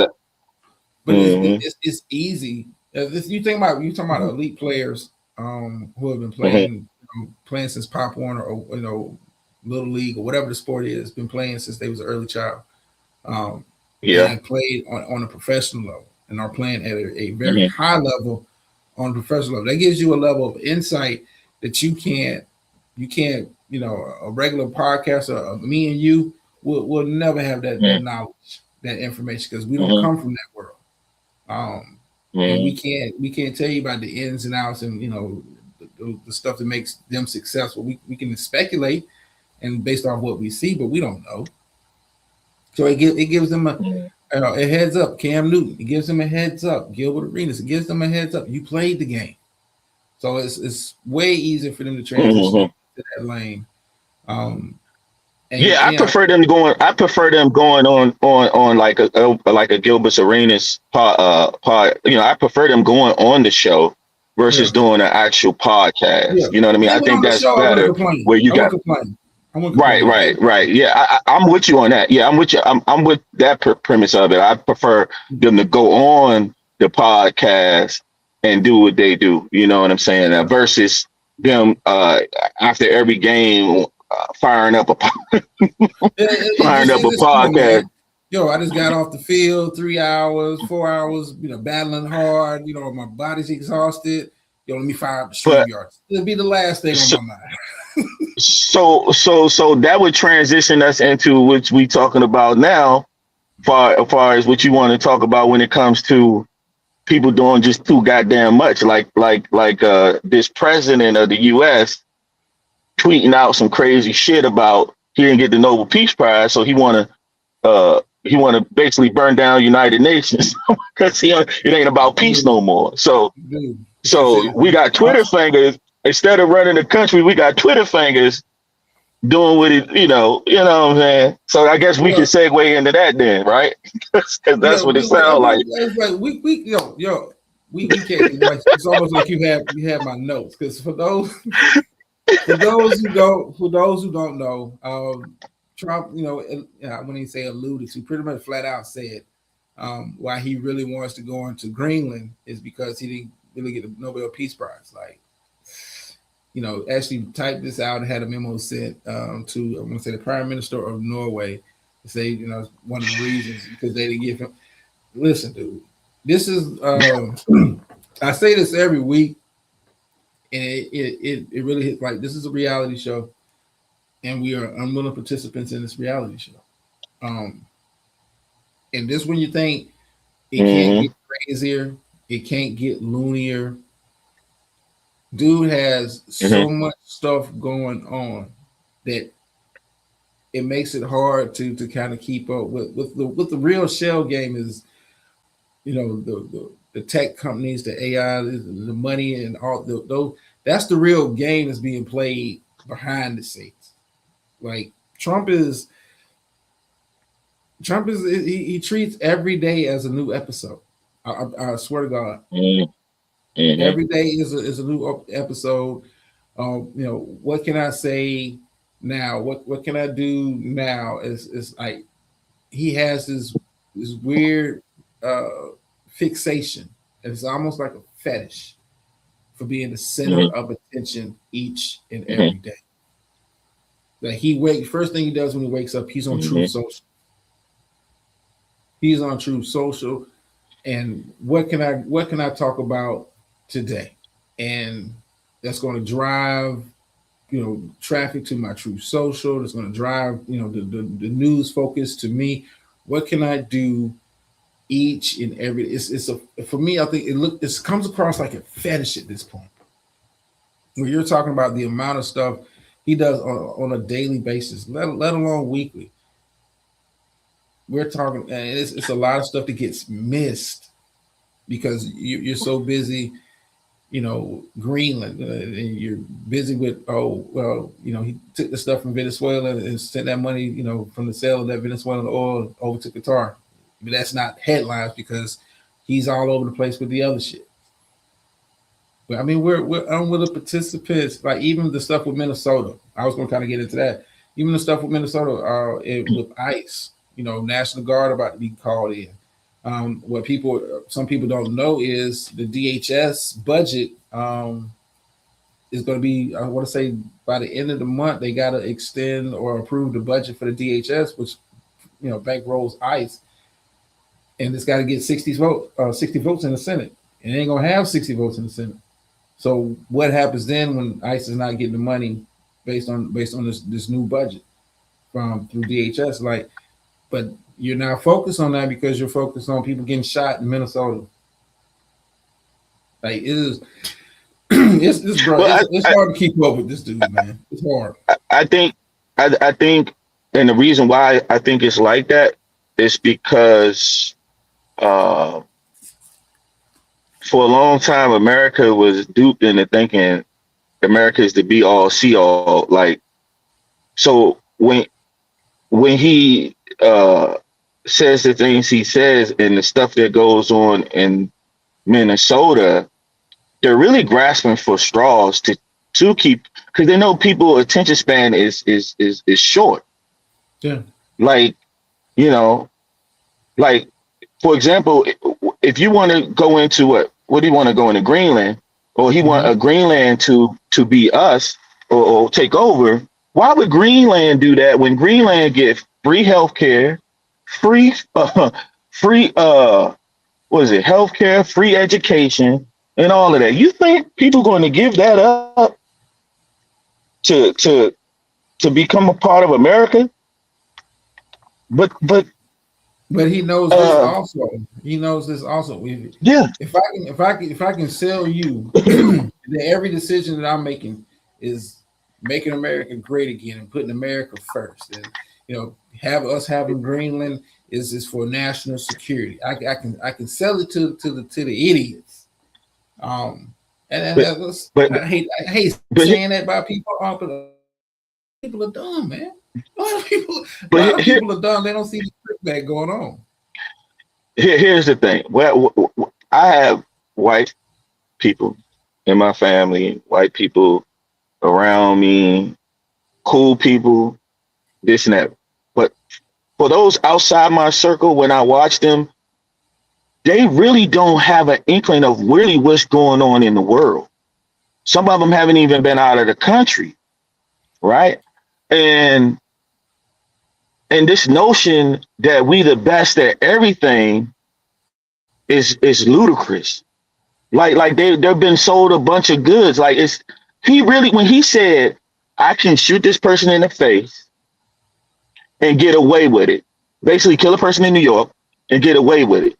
He was not playing. See, no.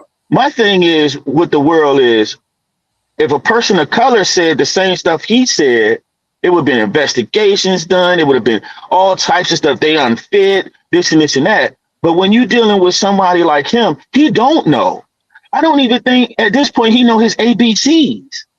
It's the people that's circulating around him that's paying to keep him in certain positions, right? And that money is going to dry up. Whether it's Israel, whether it's Stephen Miller, because what they on is they really on this Nazi Fourth Reich type shit going on. They really on that hard. You know what I mean? He's just the pawn. And I think they doing the wrong thing covering him like they covered him when they need to be digging into these other mugs. See, he provides cover for them. But they're in on the trick bag too. Because exactly, as a news network, who's more interested in the cover? Stephen Miller or Trump? Stephen Miller is not going to give you the daily sound bites and he's not going to give you like what the fuck in the morning. He's not doing that. Not Mr. Stephen Miller, Project 2025. Well, Offensive I mean, coordinator. Let's call it what it is. certain people are covering them. Certain news channel are cutting, but as far as the main, you're right. As far as the main coverage, like no, they keep saying Trump, Trump, Trump with his Twitter fingers. You know what I mean? But again, I don't know, man. You got to understand who you're talking to. America Yeah. first. This makes people feel good. You know, like I said, some people. Well, I'm not gonna say some. A lot of people have never even left their own state. They just know that hey, we've been propagandized for even before Trump that America's the best. We're the first in this. We're the first in that. We're the first in this. We're first in that. They've been conditioned to think that America's healthcare system is we got the best doctors in the world and nobody is like us, and this is the American dream has been sold for so long. But the crazy part is, it has worked so far. Dots. The crazy part is this is the ludicrous part about it. Most of the fucking men that's talking this crazy shit, the immigrants need to go, this and that, they got immigrant wives. That's the crazy part. This man's wife can barely speak English, sitting on the stage trying to read a Christmas book. And supposedly, I think no, it's out this week. I want to say it's out this weekend or next weekend. And this is called Melania. And they're actually pushing this in they're actually pushing this shit in theaters. It is a grift. It's a family thing. You got we're not even getting into what Barron Trump is doing with the crypto shit, right? Or what Jared Kushner is doing with a lot of the Middle East deals that he's working out. It is a reality show, man. But if you they playing a dangerous game. Yeah, they playing a dangerous game, though. They playing a very, very, very dangerous game. Because to me, the way they doing it, it seems like they're doing all of this stuff like the grift, the money grab, and then they're gonna try to escape to one of these damn islands or somewhere where you can't, they're gonna go off the grid. This is what it seemed like, because it's listen, they're still they're stealing and this is not a ski mask robbery. Right, we're walking in the bank with our driver's license passport attached to our chest. You think about think about all the idiots that wasted money on buying Trump mobile phones because you thought it was making America great because they sold you on that. The watch was the killer. Oh my God, Trump crypto, like. We put Trump on. Hey, what's going on, Keeper? How you doing? But we put Trump name on it, and you idiots. And I hate to say it, a lot of them, Americans are slow to the game. They're not paying attention because you're worried about ICE agents. And like I told you earlier, like the budget's up for a vote this month. Oh, they're not getting funded. And if they get it. Look. Listen, what is it? What is his new Trump? What is his new healthcare plan? I'm gonna give y'all $2,000, and you got some Americans eating it up. Oh yeah, that's way to stick it to big insurance companies. Like dumbass, you know how much insurance really costs out of pocket? Like and he's gonna give you a $2,000 check. Mind you, it's your money anyway. You're a taxpayer. It's your money anyway. Oh, yes, it's a whole trick bag, man. It's a whole trick bag. It's sad because so many people get hurt in the process of this, right? Certain people lose everything. Some people. No, I'm just saying. Yeah, they don't care, but I'm just saying, like, as a person, as a empathetic person, like an empath as I am, I can feel like and see the pain in some people's faces. Whereas though you got some people that literally don't give a shit until it happens to them. Like, it's funny how they supposed to be anti-government, right? But now it's like they need government trying to control what you do, far as your speech, far as everything else. But these was the same people that was saying, no, this states' rights. This. Now they no, bring them in, bring them in. It's listen, they'll approve the message if they like the messenger. Mm-hmm. That's why you always knew it wasn't about the economy. And anybody of color could have told you, yo, it's not about the economy. No, but I just need to sell it to the sheeple. Because listen, the sheeple are thinking it's a left versus right, and not realizing the real game is rich versus poor. And it's always been that's right. Rich versus classism. Poor. Classism at its finest. But I need to get you, because hateful people like to have opposition. And I can't hate the person because let's say a white person, they like getting mad at another white person. Can't go off race. We'll try to do religion. Or you're a liberal. You support the LGBT, the alphabet community. Like, I gotta find a reason to be against you because that's what I've been conditioned to do. That's what I've been conditioned to do. Drum. One day I tell you, dots. One day, right? Good, I was in Ethiopia, right? And I was on a rooftop of this hotel. They had it's like a restaurant, but then they had this like balcony, man. It was real nice. And I went on the balcony and I was just sitting out there, just looking out in the sea and everything. And these businessmen came up and they were talking about pharmaceutical pills and shit like that, right? And they was talking about how much they charge the US versus how much they would charge Ethiopia. And when I tell you, I was sitting here ear hustling like a mug, man. I was ear hustling. It was like 20 times.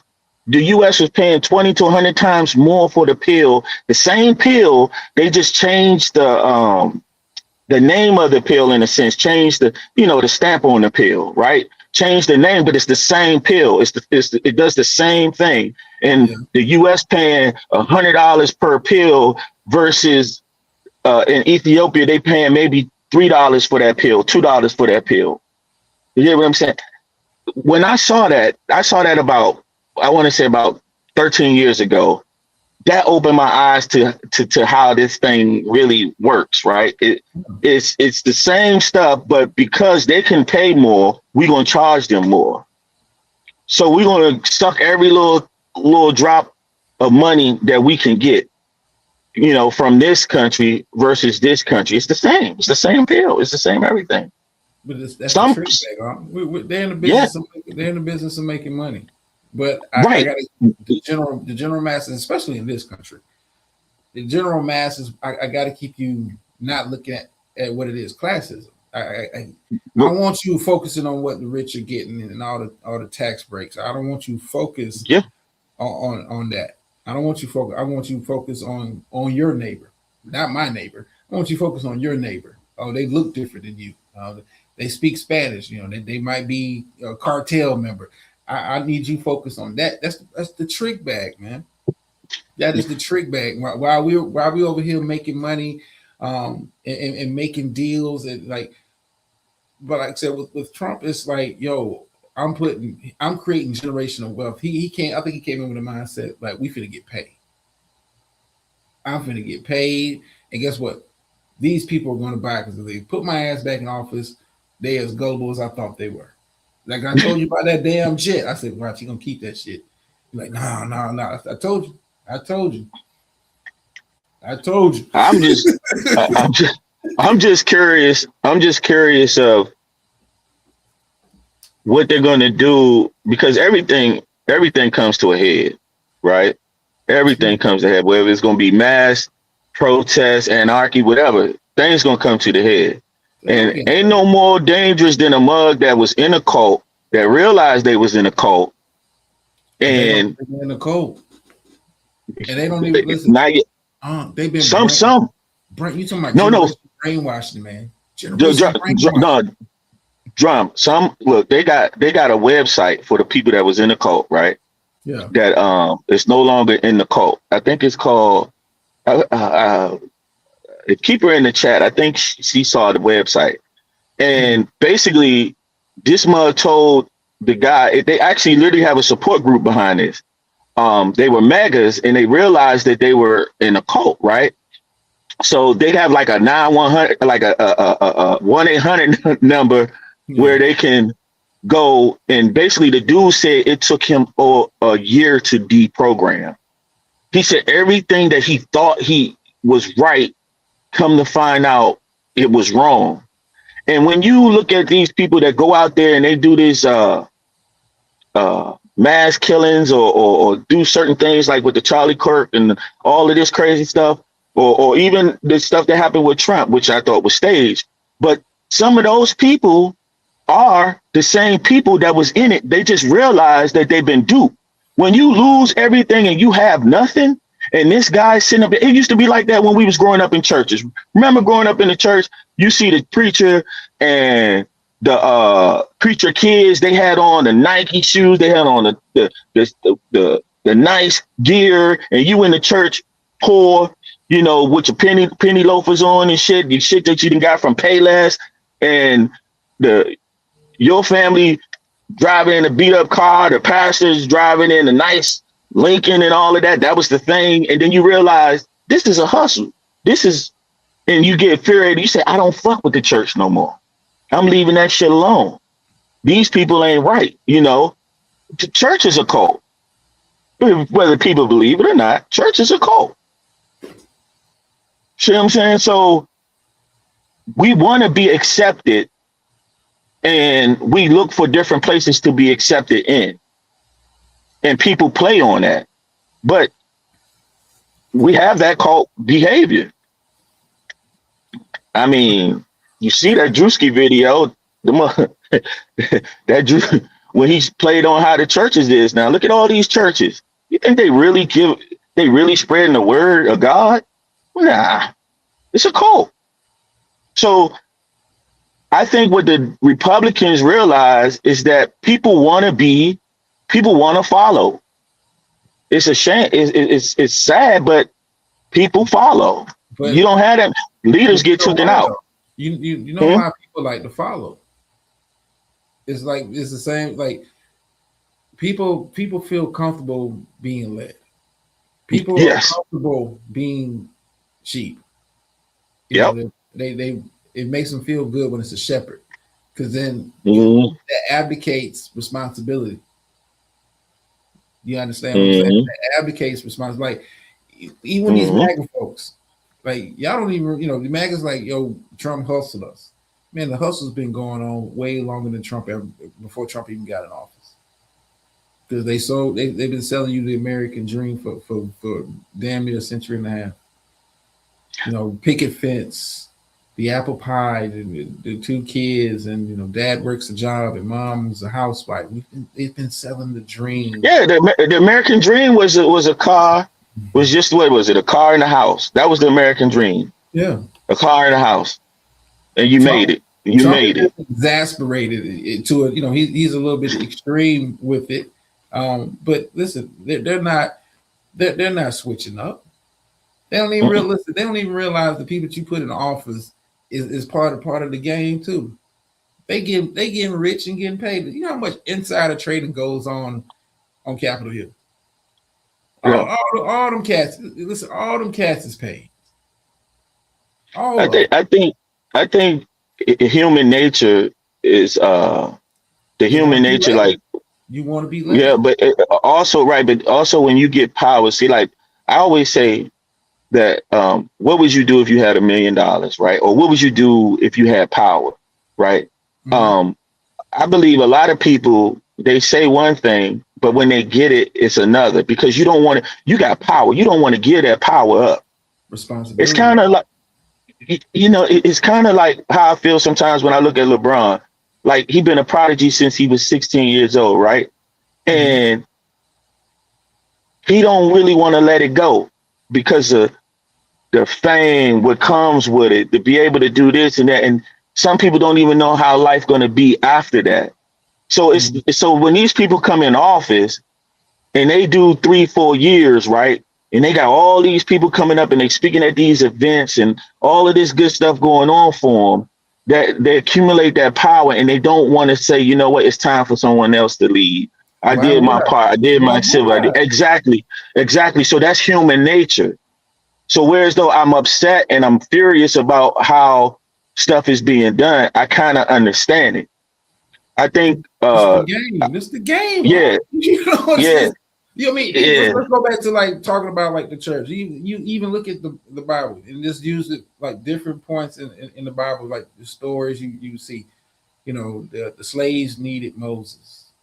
You know, Mhm. we need somebody that is a figurehead. You know, Jesus is he's the leader.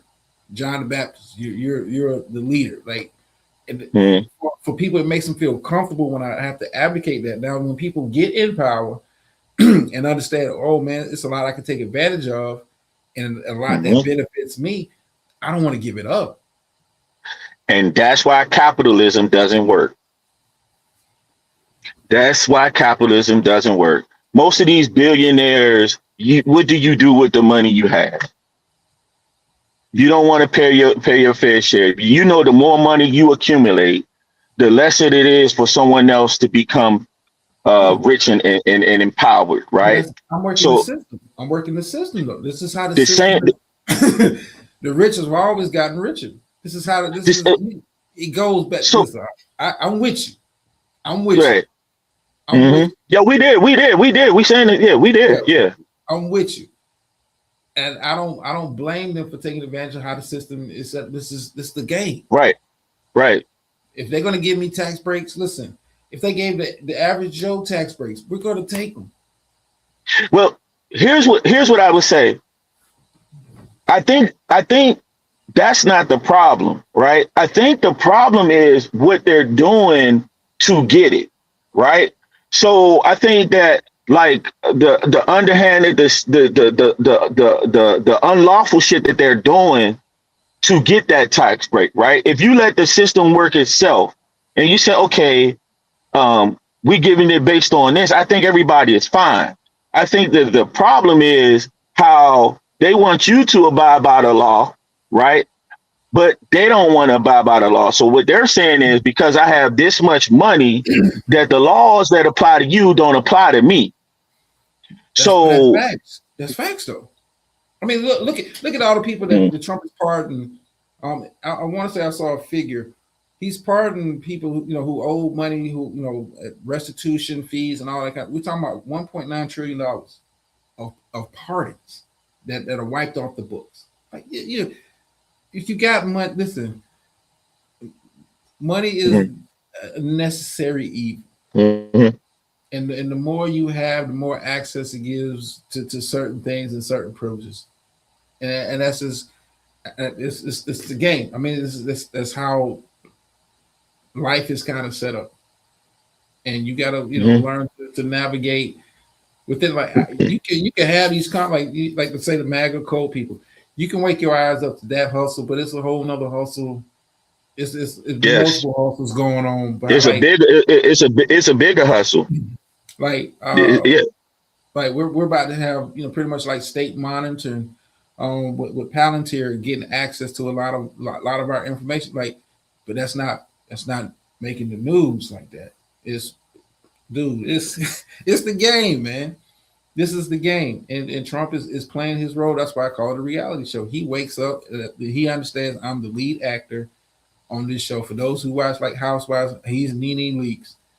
I'm going to be the one to set the tone. Meanwhile, the hustles and the scams and the grips and the money grab is going on. And guess what? Even if you take notice of it, what you going to do about it? Not a goddamn thing. Not a god. um, Go back to we was talking about the plane when that situation happened. I told her, I said he gonna be able to keep that. He's like, nah, they ain't gonna let him do it. I was like, yeah, they gonna let him do it. They I gonna let him do think it. I think what Trump did do though, I Mhm. think he exposed how fragile white heterosexual men are and how white nationalists are. And I think that they don't realize what makes America is the melting pot of all diversities, right? And I think that once people really wake up to something that we've been saying for decades, like, yo, this is really what it's about. But see, It'll never sometimes happen. it has to happen. Sometimes it has to happen to those type of people before they It'll never really get happen. it, before it click. It'll I never think happen. it's I think it's I think it's happening. No, I think I'm it's gonna tell happening you as why. we speak. I'm gonna tell you why I don't believe it's ever gonna happen. And what's going on, Joe? Somebody still crying. Bears deactivate, deactivate, deactivate. Okay, here's why I say it's never gonna happen. Because you don't look at it. You don't like. Let's say the immigration thing. Trump said Hmm. I'm going to get all the gang bangers and all that. And guess what? The Latino community overwhelmingly supported him more than they supported Kamala, despite Hmm. like maybe this is against our own self interest. Because what if it extends past? Didn't even have the foresight to say, what if it extends past? I'm going after the cartels and the criminals. What if he's just randomly snatching up people off of the streets? I don't think people that listen, Unc, I don't think people that smart. I don't think people that self-aware of what's going on around them. And they Right. love that. They love it. But see, but see, They never suggest. They that's never because suggest. but here's the thing. That's because of that saying, like, what you eat don't make me shit, right? Yeah. Right. But if you fart next to me, I can smell that shit. So it does affect me, right? So I'm looking at a lot of those people. They don't care. Like me and Keith always talk about it. Cause I always tell Keith, people just don't give a fuck. They don't care. They don't. That's the truth of the matter until it happens to them. Exactly. See, so when it started happening to them, then you got mothers coming up. He lied to me. Especially that one that was funny, the one that was always first. We went for Donald Trump. We went for Yeah. Donald But Trump. yeah, Then because but they guess what? lied to me. And snatched up her And husband. and Like look, those type of people to me are guess what? very, very dangerous. They are But guess very, what? very dangerous. Hmm. If you did a vote again today, not to say that he would win the Latino vote, but you would still have some that would still of that community that would still vote for him because he makes them feel comfortable and whatever he it's just right down. For the life of me, I don't get it, but at the same time, But I understand it because people have been yeah, duped and programmed so for so long and it's so deeply ingrained in right. the culture. Like, dude has literally got people, ICE out here walking up on people asking for their freedom papers. I said this was going to happen. I think literally got Hmm. you walking around here, having to carry, identification and passport, like asking these folks for freedom papers. Guess what? Even if they held a vote today, you would still have about 20-30% of that same community be like, you know what? It ain't happened to me yet. I'm still cool with what he's talking about because it makes me feel good on the So inside. so Doc, you know how I see that? You know how I see what you just said? Yeah. I see so everybody that look like us ain't us, right? So when Yeah. they came here, they didn't come here on how we have always been here, right? Mm-hmm. So they're under the illusion of something completely different than what we and our ancestors experienced. Mm-hmm. That's most, not saying all people like that, but a lot of them. So a lot of them come from like and come from the position of privilege, whereas though they don't think that stuff applies to them either, right? Mm-hmm. So when it when when when that woman when he took that woman life just recently, right, in Minnesota, Mm-hmm. that shook a lot of them. It That upset. shook the shit out of a lot of. I mean, they was No, on. I mean, it's momentary. It's no, momentary, man. It's momentary. right, right, That's most of but the reactions because you right, feel like that's the but it, system hurting one of us. That's what you feel but like. Trust right, me. but it also planted the seed that look here, motherfucker. if it happened to her, it can happen to you. It's just a matter of time. Because when they because when they get rid of if they let's just say if they got all the immigrants, right, and they did what they had to do, right? Who do you think they going after next? We're next. No, I mean not even that, but who you think they're gonna go after the empathizer, the you know, they have a method of what they trying to do, but I just don't think it's gonna work. Because I just really believe that it's more people. It's the game. Yeah. Well, no, don't get me wrong. Don't get me wrong. He robbing the shit out of America right now. Even in the crypto. Yeah, even in the crypto, bruh. Even in it, look, even in that crypto realm, right? Muggs is upset because like I don't do leverage trading, but there's a lot of people that do the leverage trading, and they don't even really know how it go. But people put in for the long, people put in for the short. But once you put your money in, so if you had $1 million and you do a 20x, right? That's like 20 million they'll give you, right? Mm-hmm. Now, if you bet the long, and this motherfucker just came out and said he gonna throw the turfs, the market crashes. So you lose all the money that you put in. So if you was like a semi-millionaire and you got 500K 500K in the bank and you decided to, let me do some leverage trading with my 500K, right? To get that, to increase my profits. And this dude did that and you lost everything. One cat lost 37 million, man, killed himself. Killed himself because, literally killed himself because he crashed. Because it was a sure thing until dude opened his mouth out. Once he opened his mouth, so what I'm saying is the game in crypto is kind of dangerous if you do leverage trading.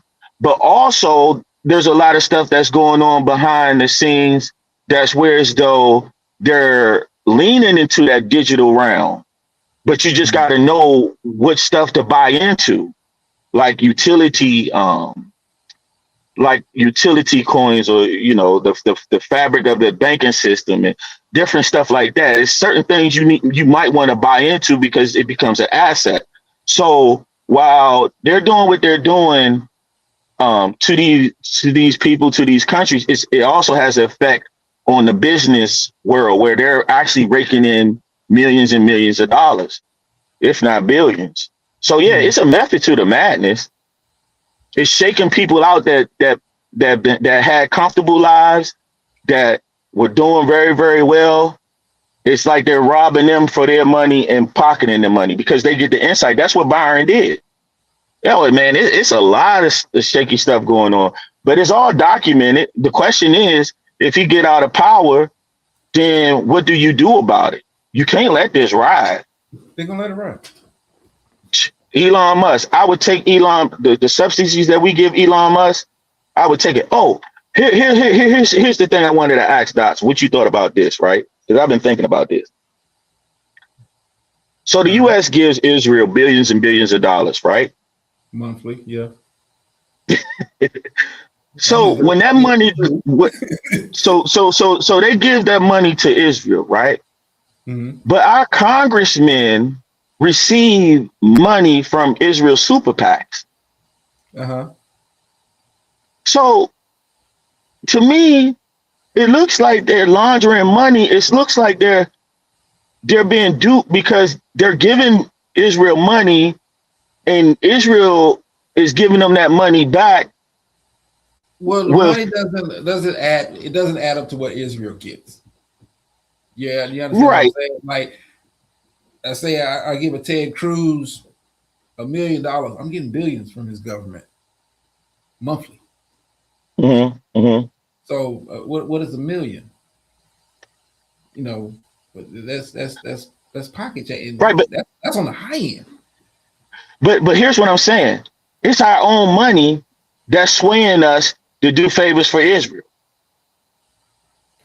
Because if we give him Israel this, you see what I'm saying? So it just. This is part of the trick bag. I'm following. Yeah. I'm thinking like, okay, but you want Yeah, stuff I'm like, done. okay, You got to yeah, pay to play in the world of because I'm politics. like, yeah, I'm like, oh, Israel giving y'all money to promote them or whatever it is that they, the lobby, the lobby is giving you the money that we gave them. Like Yeah. that's our own money. So why are you beholden to these motherfuckers when it's our own money that they're giving us back?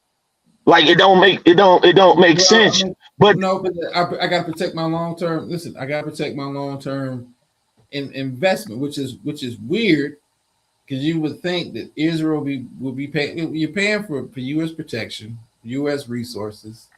Because for those who don't know, Israel, the Iron Dome and all of that, all U.S. backed, all U.S. funded. They're a lot of the stuff they have over there, U.S. funded from the billions they get. Listen, but I need to keep selling you. I need your politicians to keep selling you, the American public, that you need to be backing us. You need to be supporting us because Iran is okay, evil. okay, look, Iran's got to do like it's part of the trick. It's part of but it's the trick back. But how do you accomplish that? I got to grease some palms. My lobbyists. I need these super PACs. Campaign money. okay. I need Okay, to so grease some Israel, palms. Go ahead. that shit is crazy to me because it's like Israel. You get free healthcare countries, Yeah, free healthcare. I want to say free education. Greenland, free education, free that people want to really be an American. People that know. What No. Greenland say, we good, we good, we good. We don't Yeah. we don't want. Yeah. But what's crazy, they have 14%. They have 14% that agree with this shit. And it's like those 14, y'all need to put them motherfuckers in a mental hospital or something before they become a cancer to your fucking country. Because there's no way in the world I'm gonna agree with someone to come in and take over my motherfucking house while I'm sitting there and tell me how to run my own Yeah, house. but you listen. Him coming out publicly. They've been trying to. I want to say they've been trying to like cozy up and talk about Greenland way before Trump kind of got in office. It's but it's I'm His first selling term, you. no, his first term, his Yeah, first term, yeah. his first term, But he was even talking before, about Greenland and even, Canada. even Yeah, even before that, just listen. We got to sell you on apple pie and picket fences. It's part of this. but And some clowns. Listen, some clowns. I know you. I I know you get don't want you. to say. It. I'll say it. People are stupid. No matter how you want to cut it, people are stupid. Not everybody, but it's people that are Yeah. stupid that have bought wholeheartedly into the fantasy that they have been selling from day one. They've been selling it from day one. And for the people that kind of came in, hey, Divine Joe and all that kind of stuff, deactivate. Um, it's part of the game, man. This is the trick bag. But the more you know, it's like the more you know, and the more you pay attention to, you see it for what it is.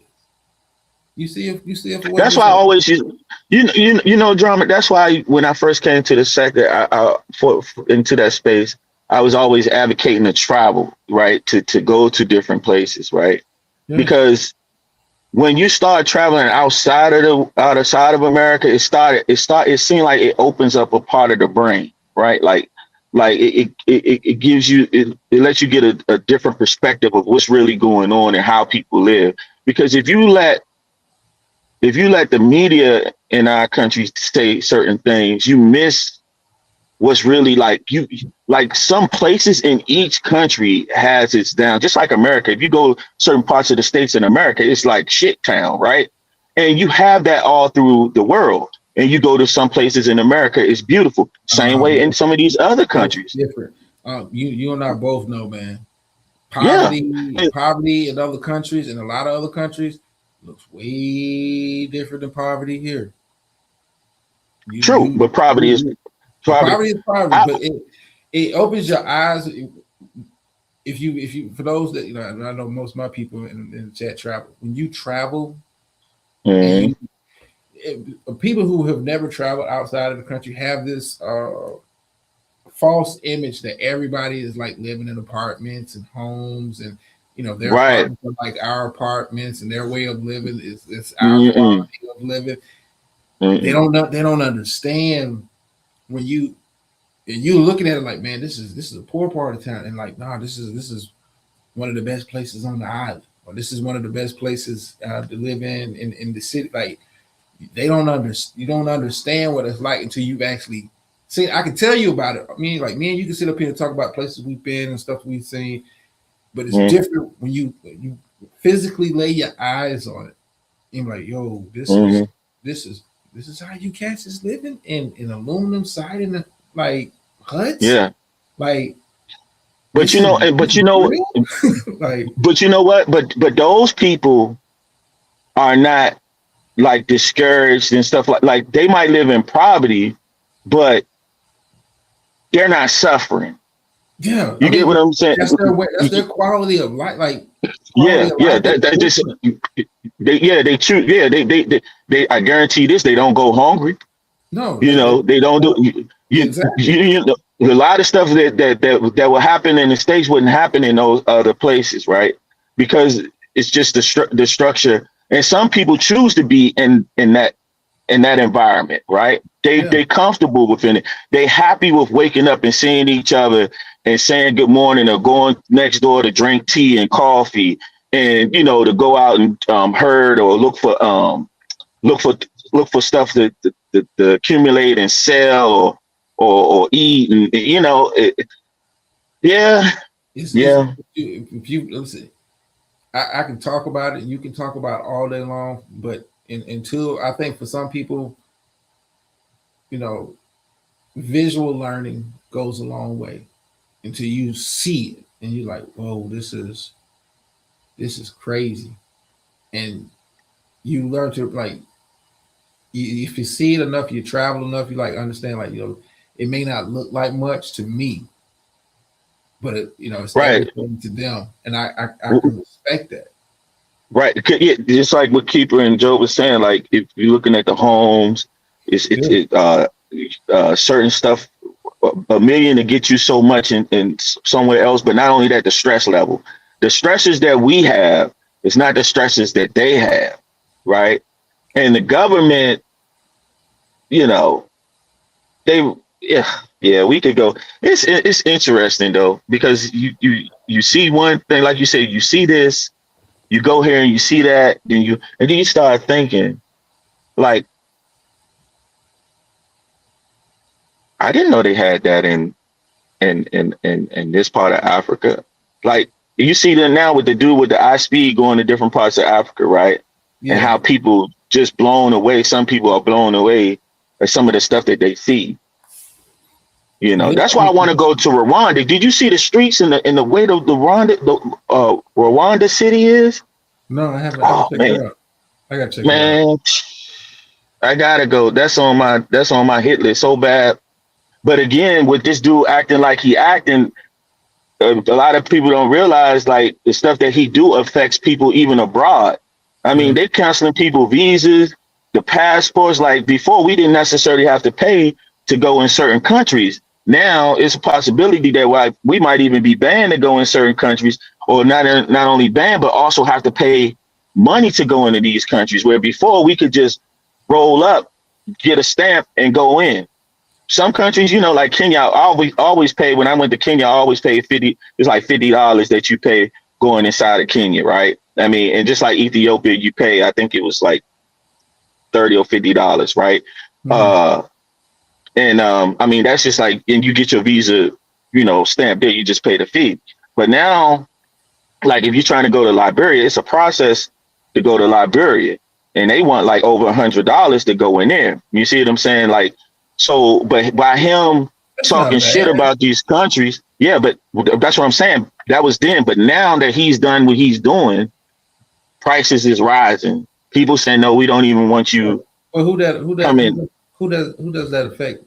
People like me, you, and people in Right, right. travel. People, yeah, people that, but People actually who people that's don't. living abroad too. Yeah, people that's actually living abroad too. Because see, what a lot of people don't realize is you have a lot of Americans living abroad, still hold the American status, but they live abroad. They live a happy life abroad. No, no, A lot no, of no. people don't realize that. Yeah, a lot of them. Listen, they're not aware. Come on now. Listen, Hmm. the, the, the, Yeah. the talk is different when you do when you don't know, you don't know.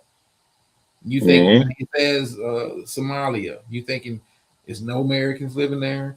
When he says Liberia, you think Hmm. no Americans living there. But in your simple, because you've never been exposed to it. Hmm. You never. Come on, man. They don't get it. You would think if you ask them, Puerto Rico is a foreign country, not Hmm. the president of Puerto Rico. Who the hell is that? Like, But that goes to the point. That's how simple and stupid minded that, and that's why I said he exposed him being president exposes everything people need to know about a certain race of people. Whereas though they thought that these people were very smart and knew and know how the world works. In actuality, they don't even know they're him. the most dumb. They're the most dumbest people that you can. It's like this, even on the jobs. Remember, we do the bulk, right? We know what the hell going on, but they hire somebody that don't know shit just because of the color of his skin or her skin. So we No, gonna hire them, but you gonna do all the work. So when it's time to when it's time for the big wigs to come around and say, okay, yeah, but oh yeah, your place look nice and this and that, they get all the kudos, but they don't know how to run it. So it's that slave mentality, just like when if you looked at those slave movies, when you had the people out there doing the bulk of the work, and the motherfucker with the little chain, whatever the fuck they had, the little oversteer, don't know shit about what they looking at. But hey, you're doing a good job. You're doing a good job. You get what I'm saying? Like it's but it's just another form. some people love attaboys. Huh? Yeah. Some people don't mind getting the attaboys. Some people are put into positions because they're just put into positions for face value. I get what you're saying. I Bruh, get what you're saying. I'm following. I I just didn't know how dumb. Like I said, I'm an empathetic type person. So just seeing how dumb people is, I just hate people to take advantage of dumb people. But but I get it. You know what I'm saying? I just feel like, No, I like don't. I mean, I damn. don't like it either, man. But it's like, it's nothing like for me. It's like it's nothing I can say. It's really Yeah. nothing I can do to you. For you have to come to a point of self realization on your own. That like-minded people. You you, got, you, you, you got you, to. you, so you surround yourself with like-minded people. I've met a couple of brothers, because I'm a noble too. So I've met a couple of nobles out here, Mhm.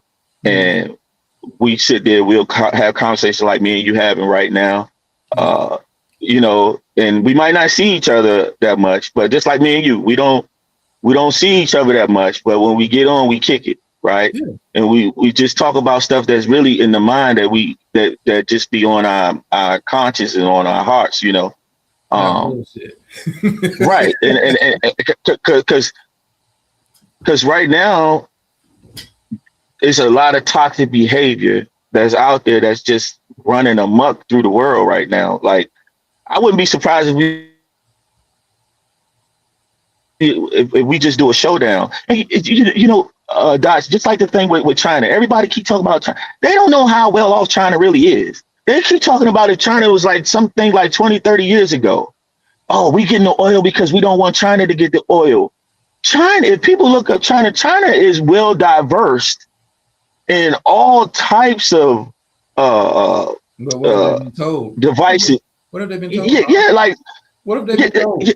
You've been China told don't that need the oil, no. bro. I showed Keeper a car one time. Me and Keeper was talking. I said, Keeper, check this out. She looked at that. She said that joint bad, but it was it was against the what Bentley, I think it was like, but the car was a China version of kind of like the Bentley, I think I'm damn not. near half the price of a Bentley, Mm. had more shit in it than the Bentley.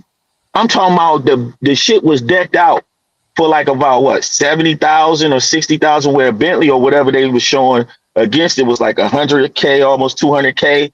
it's like people don't realize that if if people wasn't so greedy and so manipulative and stuff like that, America could be the country of innovation.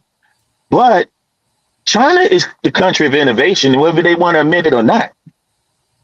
Well, See, China think a lot of that shit's supposed to be free anyway, whereas though people keep thinking when we get AI and this and this and that, first of all, everybody gonna lose their jobs.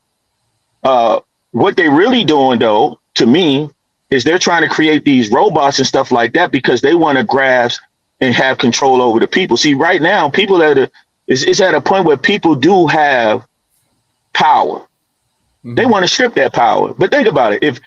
If you lose your job, if 1,000, 2,000 people you lose their job, how do they survive? They go look for other jobs, which means they go back into the pool. And there's not enough jobs for everybody in the fucking country. Period. It never was. So it's just logical shit. I will say this. They don't want to get rid of too many workers. Because then they, you have too, see, in this, people stop looking left and right. And they start looking at the have and have nots. We don't want that to happen on a large scale. Like we don't want that to happen. A plant here closes, a chicken farm here closes, whatever. We want that if we can get away with it. But we don't want mass. Because last thing, you can't say, well, you're Republican, I'm Democrat. No, you don't have, I don't have.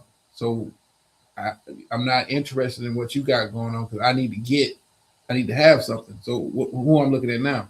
I'm looking up. We don't exactly that exactly, and that's why I think they're trying to push this AI stuff now. I mean, do you know how much water it takes to run a AI plant? Like it's been a push against like the energy, the energy that it takes to run people don't realize the dangers of trying to even run in this type of system. But you see where they're trying to put it at. They're really not trying to push for them in major cities. They really want to push them data centers in like rural America. For those who don't travel, most of the country is rural any goddamn way. Let's keep it country towns. It don't matter what, north, south, east, west. It's more open land than like major cities in America. Most of America is rural. I'm just keeping a book. Those who travel know what the fuck I'm talking about. They're not really trying to place them in major cities like that. That's why you see a push for them to be in like smaller locations, smaller cities in those states and stuff like that. So the hope is they're not educated enough, they're not organized enough to stop us from getting it, because we're gonna come in and wave some money and tell you it's gonna bring this amount of income to you, and Joe Blow, local mayor, politician, city council, we'll drop $30,000 into your campaign fund. Maybe give you a little something on the side so you can get you a boat or a lake house, depending on what we try to get done. Listen, this is part of the trick bag, man. Politics is about money. You ain't got no money. We only care about your vote when it's time for you to hit the ballot. Outside of that, we're not consulting with you. Listen, they consult with big business. They consult with the money when it's time to make major decisions for that city, that state, that country. We only consult with them. Well, big businesses, they leaving. They leaving. They tucking tail and running. They hinging all their bets on this AI shit, but everything else they running. They going to other. They can go to other countries and make money, make profit. I think they done sucked America dry. I think they got him in there just to get the last little bit of crumbs, and then just to blame him on top of that too, because I think the system was already fragile, even under Joe Biden. Everything was fragile. The game's been rigged since the inception, even before that. So what do you think should happen What do I think should happen? Yeah. I mean, And what do you think that should happen, could happen, uh, and what do you actually think going to happen? okay. Well, Should, could, could. Yeah. okay. I'm gonna get the easy one out of the way. What's going to happen? Business as usual. What should happen? A lot of. I'm just saying. Damn. I mean, because that's the easy one. It's going to be business as usual. People don't like change. Um, and they're once you've grown comfortable with the status quo, and Mhm, God forbid you don't want somebody to come around and shake that up. No, mhm, I mean, look how much the Affordable Care Act or Obamacare, how much that shook up. Shook up people. Oh, geez, how dare you offer some kind of health care system? It ain't universal, but I mean, we were offering you something. Um, how much they hate that, and these folks is damn using the stuff. But no, that's neither here nor there. Um, I'm just, I mean, we don't like people on Snap. Most, half of white mhm, America all this shit. But okay, like I said, people are dumb. I don't fight it. What should happen? I mean, you're talking about reallocation of, of money, and that's what money is the power. You know, the haves have not seen a dip in nothing. Meanwhile, the Joe Blow, your average, your cost of living, in your wage increase is not matched your cost of living. It's not. That's why housing is so unaffordable for a lot of people now. You know, mhm, that's what should happen. Reallocation of a lot of funds, a lot of those tax breaks that billionaires and those top tier millionaires get. Get rid of them. mhm, Reallocate the funds and really use what the taxpayers are paying for. Um, mhm. I think you ought to cut off some foreign aid. Um, I don't understand how let's say for example Israel, like why are they getting billions a month and have been getting that for the longest. Um, what are we subsidizing their quality of life for? For Because they supposed to be the chosen one. Israel's supposed to be the chosen. Supposed to be the chosen, but you know, they not even the real Israelites and all that stuff anyway. But here that's neither here nor there. But I'm listening. I But mean, that's their that philosophy. was You should, know, like I like said, yeah, yeah. reallocation of finances. That's what should happen. What Mm, could happen? mm, Maybe throw a bone here, there. Maybe change tax code. Could, but I'm leaning towards the third one. Like it's gonna be business as usual. I mean, they're the people that make the policy and make the rules. What motivation do they have to change it? We're benefiting off of it.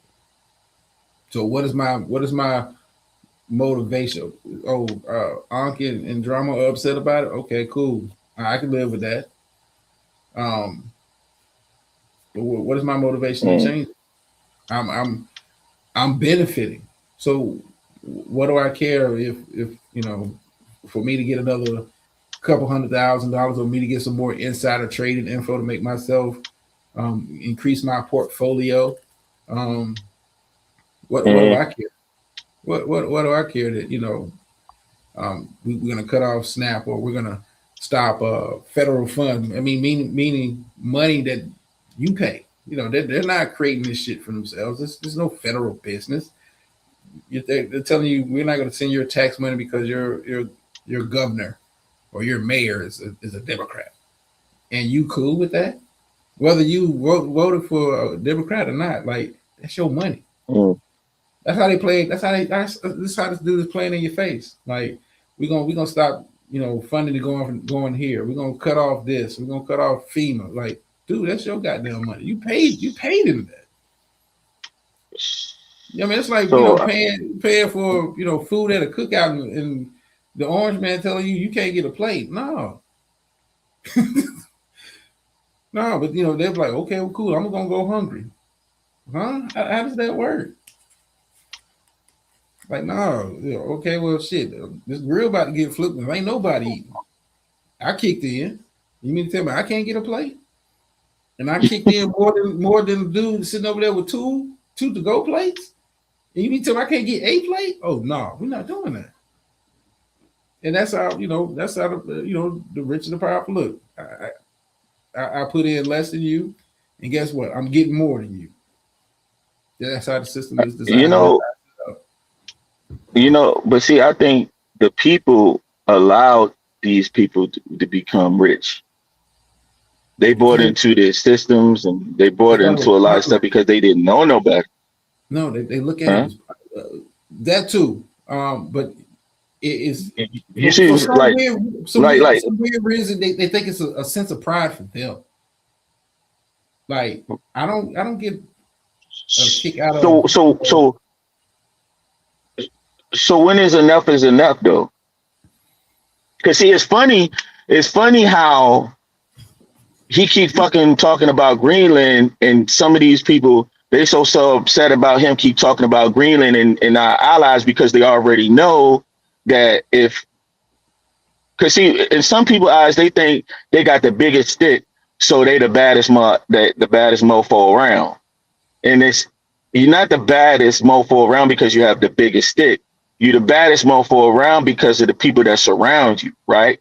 The people that will help you out in case your ass get whipped.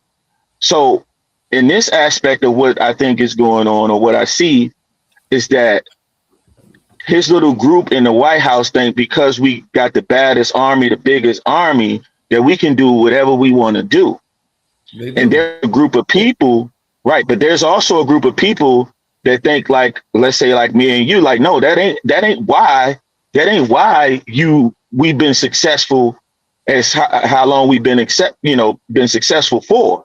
It's because of our relationships with certain people, right? Mhm. So like your relationship with Canada, and your relationship with the EU and stuff like that. So don't eventually there's going to be some headbutt, which I think is already starting to happen. So my thing is either you burn it all down or one group is going to prevail. And I just believe that group that's going to prevail is not that group that he with right now. I don't know. It's just interesting. A lot of stuff is kind of interesting to me because I'm seeing all different angles or seeing different. I'm looking at different perspectives. I'm trying to look at different angles on how it can go, what should go eventually. Because, for example, ISIS, there's a lot of ICE agents that were Proud Boys that was in that insurrection. I know. The file came out on that. So, yeah. So how do you, right? You get what I'm saying? Like. But he listen. I think the Democrats. Democrats. Go ahead. I want to hear your thoughts on this. Go ahead. Democrats what? Democrats are playing this dangerous game, which I think a lot of them are going to get primaried out, and it's going to go far left. But they're playing this game. It's almost like I feel like they're saying, "Hey, y'all voted for this. See what y'all get. See, this is what you get versus voting for us." So we don't because the Democrats gave up the playbook where they campaign in 50 states, right? All 50 states. Yeah. They just focused on certain things, right? And I think that was a mistake. I think that they should have campaigned in all 50 states. But, I think that the infighting, because just because you're Democrat don't mean that you're not a racist, right? I think that it's going to go far left. That's the image, though. That's yeah. But I think when you think racist, if you had a time to a political party, most people would think Republican. But that's part of the trick bag too. That's part of the trick bag too. Like your first thought is not Democrat. Your first thought is MAGA Republican. When you see one of these Karens or one of these people involved in that racial activity, you think Republican. Mm-hmm. But you've been conditioned to think. I'm very intrigued though, even though, like I said, I don't like him. I just feel like that so many people are self-centered and only focus on what they have or what they can keep, that I think a lot of people don't even care about their grandkids and great grandkids. I don't think a lot of people care about their future Why? and what this can implicate. Why? Because they I want to just keep you I in the think people, now. yeah, I think people just so much focus on the now than the future. I'm not saying all people. I don't think all people. I think there's a lot of groups of people out there that think like me. You know, I worry about my great nieces and my great nieces, kids, and I But the think about all majority that stuff. majority are so wrapped up. But this is what's happening with a lot of quote unquote the have-nots.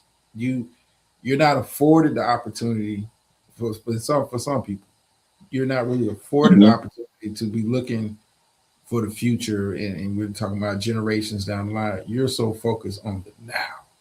Where's my next meal coming from? Where am I going to live? Like, I'm stuck in the now, and I don't have the luxury to, or even the time to be afforded to think about, the nieces and nephews and what this country is going to look like in 20 years. Like, goddamn it, I'm trying to make it to the end of the month. And I think that's where everything is going to boil over to. Like, whereas though people, it's going to be a massive uprising. You got to I have think, massive.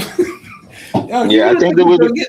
No, I know Hmm? you think it. I don't, dude. To you Bruh, talking if about look, massive? if we all scrambling for crumbs, right? It ain't enough of us. It's hmm? It ain't enough of us. Because you listen, you got people that are getting crumbs but don't want to rock the boat because they're happy with the crumbs that they get. That's true. That is true. That I is mean, very bro, true.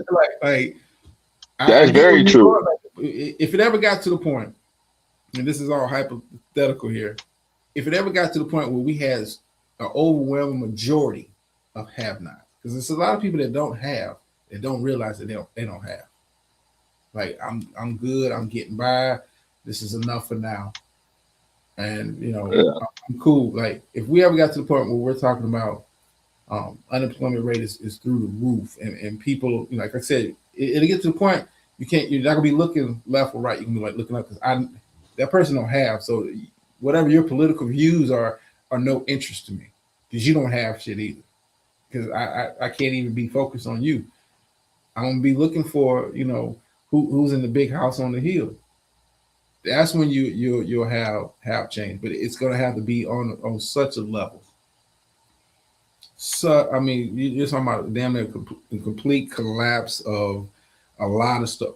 Book of Eli, kind of like that, kind of that kind of scale keeper, to where we're talking about on a whole. I don't think this country is even ready for something like even prepared for something like that on that level to happen, to where political parties, all of that stuff that they complain about and gripe about, all that goes out the window. Now I got to find a way to get my basic needs, and I got to go to you to go get it, and I'm going to get it.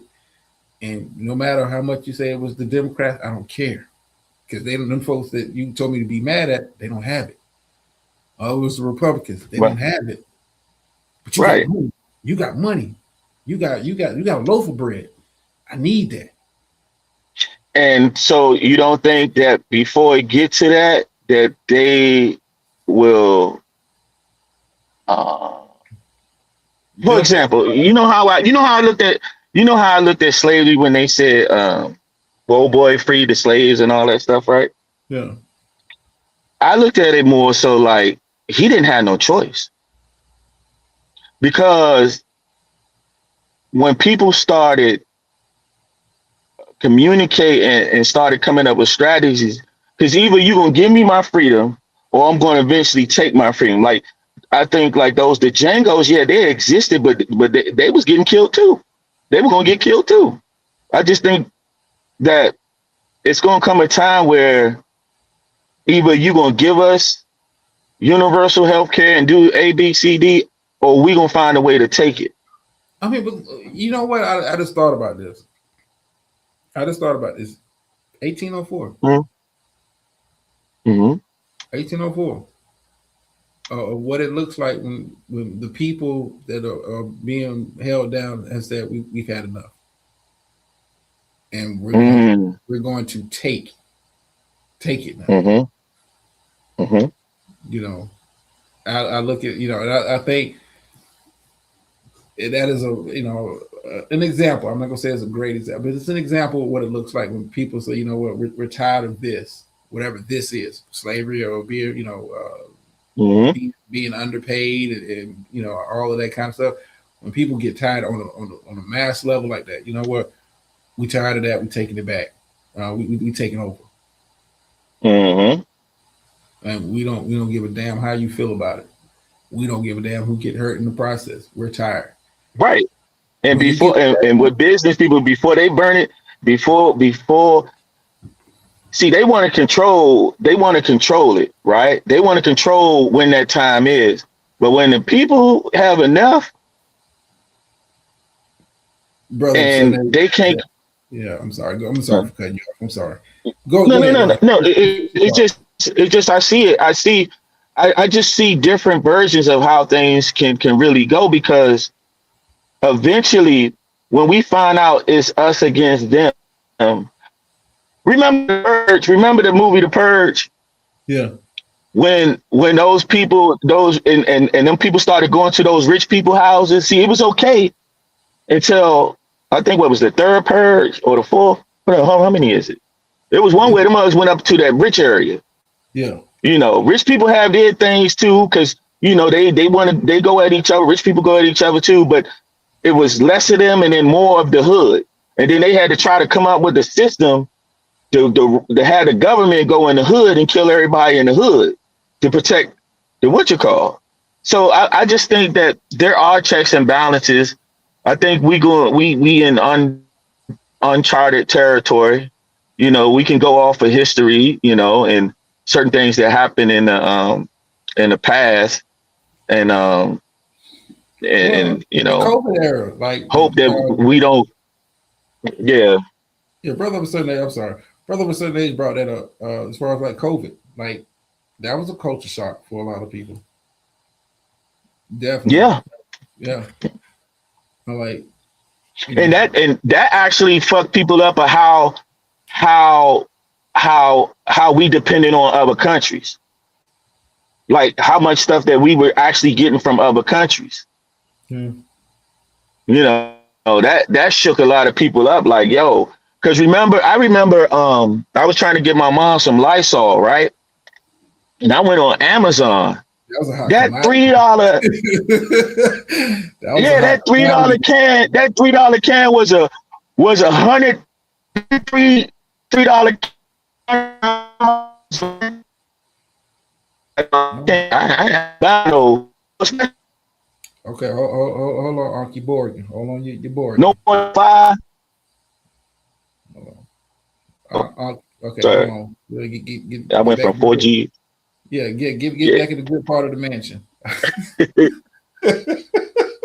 Yeah. Oh no, it's like I'm down to 4G. I have 5G, but 4G plus now. Am I still bargaining? No, you good. You good now, man. You're in the good part of the room or of the Yeah. mansion. No, I was saying, remember, because like that 5 can, right? $5 can, they wanted 100, and I'm like, Mom. She said, well, how much it costs? I said, Mom, I said it's like $100 some dollars, man. I can't pay no $100 for a can of Lysol when I've seen this shit for $5-6. My whole, and so yeah. I don't know, man. I think another crisis gonna. It has to be Man. long. It would have to be extended. And I Yeah, think yeah. like, I look at for those who ain't paying attention, it might be another government shutdown at the end of the month. You're talking about in 10 days' time, we're gonna find out who's standing on what. Another Cause see, government. it's all types of millionaires, and on all different sides of the aisles, you know. So this tech, I think the tech, I think that this AI, I think it's going to crash. I think we're I moving too understand that. fast. Well, here's and I'm not one for limiting technology, but the way you see, AI being used to a degree, it's like it's like no real control over it. Like I've seen, like I've been like the Twitter and stuff, and you got people being mad at like Grok AI because like people will post up a picture like of them in their let's say just them in regular clothes, and some clown will go Grok, give me this picture with the chick in a bikini and the guy wearing a whatever. And Yeah, AI, there's no restraint on it. Like, and you had a couple celebrities like, kind of like have issue with Grok, kind of doing like it's dude, it's weird. They're like they don't understand like you're giving people this technology, and and people are using it in ways that you never even thought possible. Like, and for you, it's like this is progress. This is the next big thing. But like Grok, listen, Grok is a fool on Twitter. It is a fool on Twitter. Like this is Beyonce on stage, and somebody will be in the comment, Grok, give me this, and you so know, so the funny thing with Twitter is uh, when Elon Musk took control of it, I deleted my Twitter, right? I keep mine, And and that's just for yeah, news eventually, purposes. Yeah, this is for news yeah. purposes. So about 2 months ago, because I'm very interested in how this crypto thing gonna pan out, certain coins that is. So I had re-registered, and I just signed up to a lot of the different or I followed a lot of the different um financial uh players in the game, as far as in crypto, because I saw Bitcoin possibly could do something, but I think Bitcoin is the past, and I think now utility coins is the future, stuff that has actually is backed by something, like far as that has some value in the system. Mm-hmm. I think a lot of people don't realize like the plumbing of the plumbing, like I equate it to like the like people see the water come out the faucet, right? But they Mm-hmm. don't see the piping and the intricacies of the stuff that's behind it, like how like what's moving this way, what's moving that way. All they see is the water coming out. So if something Mm-hmm. happens, they call the plumber to come and fix it, right? But they don't, because they don't know. So when I see this stuff that's shaking up in crypto, that's what I'm seeing with these coins, and how these systems back in like your Mm-hmm. visas, like all your new stuff, that's all your stuff that's legacy is basically getting an upgrade. And Okay. so I'm following this stuff now because um I'm just seeing something, because I plan on having assets. I don't plan on uh doing what I did my first, you know, my first part of life, my you know what I'm saying? Like I Yeah, I plan got on you. looking in a whole different direction. I'm not going out there because when Bitcoin, I knew to get it, but I didn't do it. I knew to get it, but I didn't do it. All right, I'm gonna take this time and take that time. And what people don't get is that some of these crises that this dude is creating, he's Mm-hmm. creating that to push to liquidate or push shit into that crypto atmosphere. Because people don't realize when Bitcoin really took that jump, it was during COVID. At the time, Bitcoin was like maybe $1,000, $2,000, something like that, and then it jumped to like 24,000 through the COVID thing. You see what I'm saying? It had this biggest spike during that crisis, and every time a crisis comes, people push their money and stuff into into stuff like Bitcoin, and I forgot how they say it, but it's a pattern. It's something that they always doing. People that's in that financial thing, it's like their money, instead of keeping it because the dollar gets weak, instead of keeping it there, they put it in crypto or put it in, certain. They don't even do bonds that much no more because they don't get it doesn't mature enough for the money that the people seeking. So yeah, so I can expect more chaos in this year than it was last year when dealing with this guy. I see a war coming. I see a war coming. Maybe an armed conflict. I don't see the war. Shit. Listen, he's going to turn up. You heard it here first. Let the Republican parties get crushed in midterms. He's going to go scorched earth his last 2 years. He's going. You think he's crazy now? They lose the majority, and it's a possibility. Dude is going scorched earth because, like, at this point, what do you have to lose? I think that's. You know what's funny too? He's aggressively stacking because he knows if you have the pushback from the Dems, a lot of the stuff that he's kind of gotten over with so far, as like the money grab, they will be like, nah, we not allowing that. Now that you have the majority now, that's why it's been a rush. Like you look at the deal that Jared Kushner's working out with, how they make Gaza a goddamn resort, basically.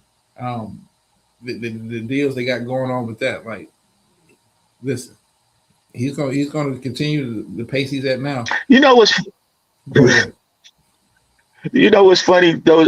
You know what's funny to me, because even you can apply to work, right? It's a microcosm of what's going on in even your own office. When certain people, like white Caucasian males, right? When they say certain shit, you know how people always like downplay it. Oh, you just taking them. He said this and then you just trying to hold it.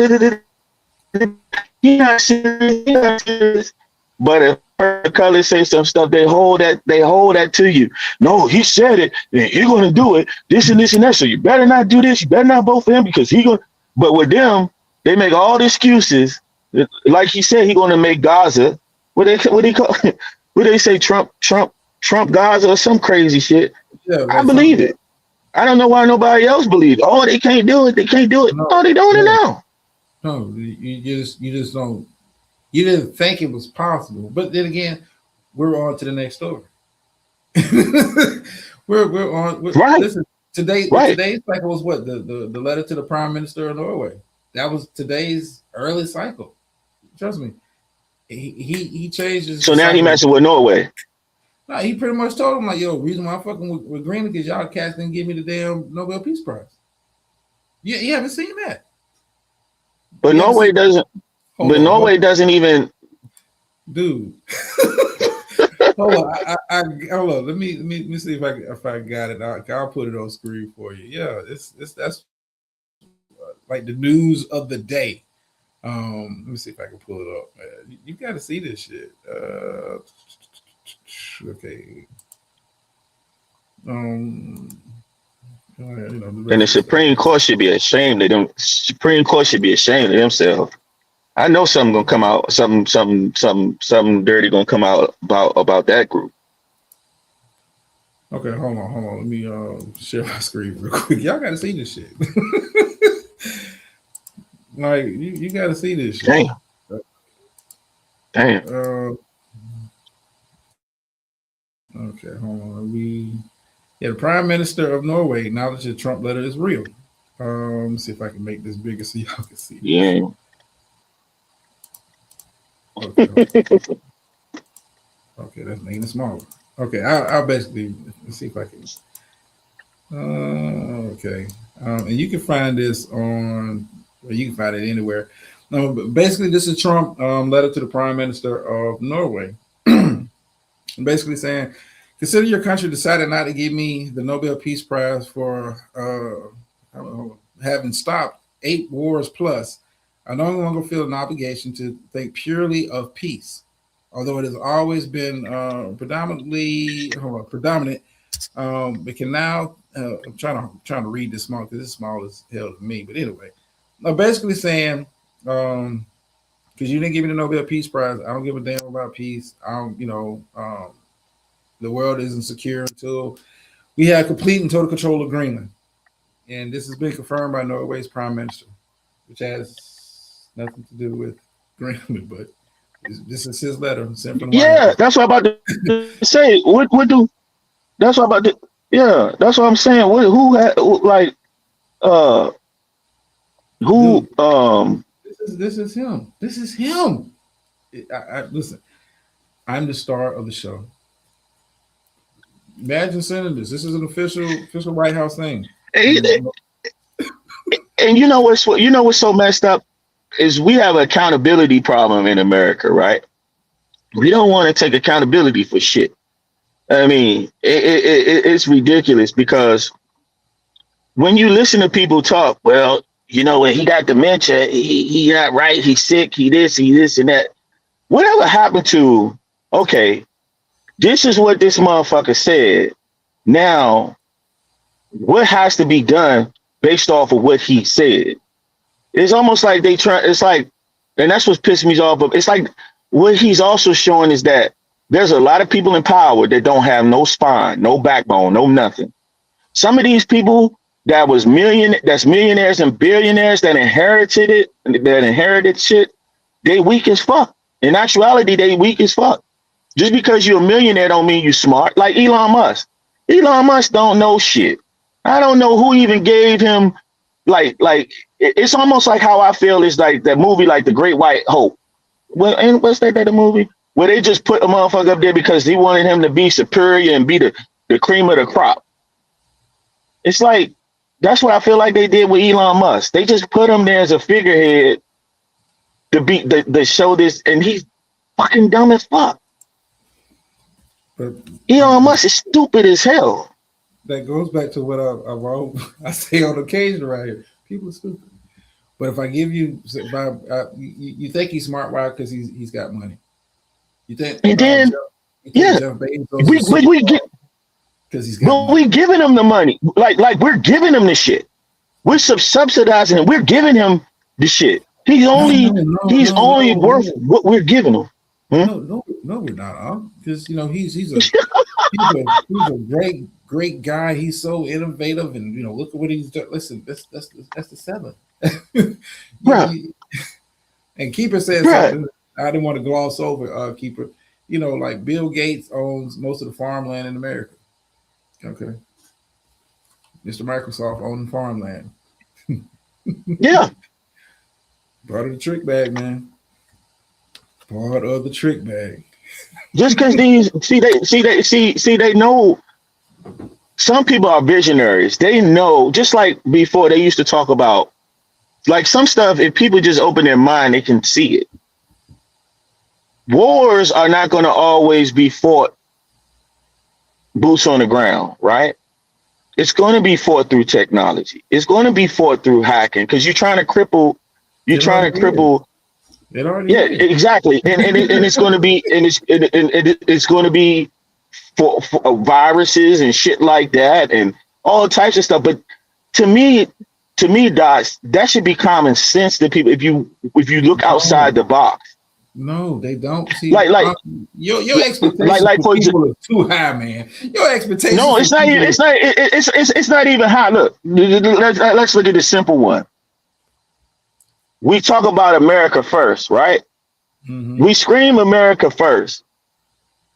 We subsidize. We give subsidies to millionaires like a Elon Musk that's not even American.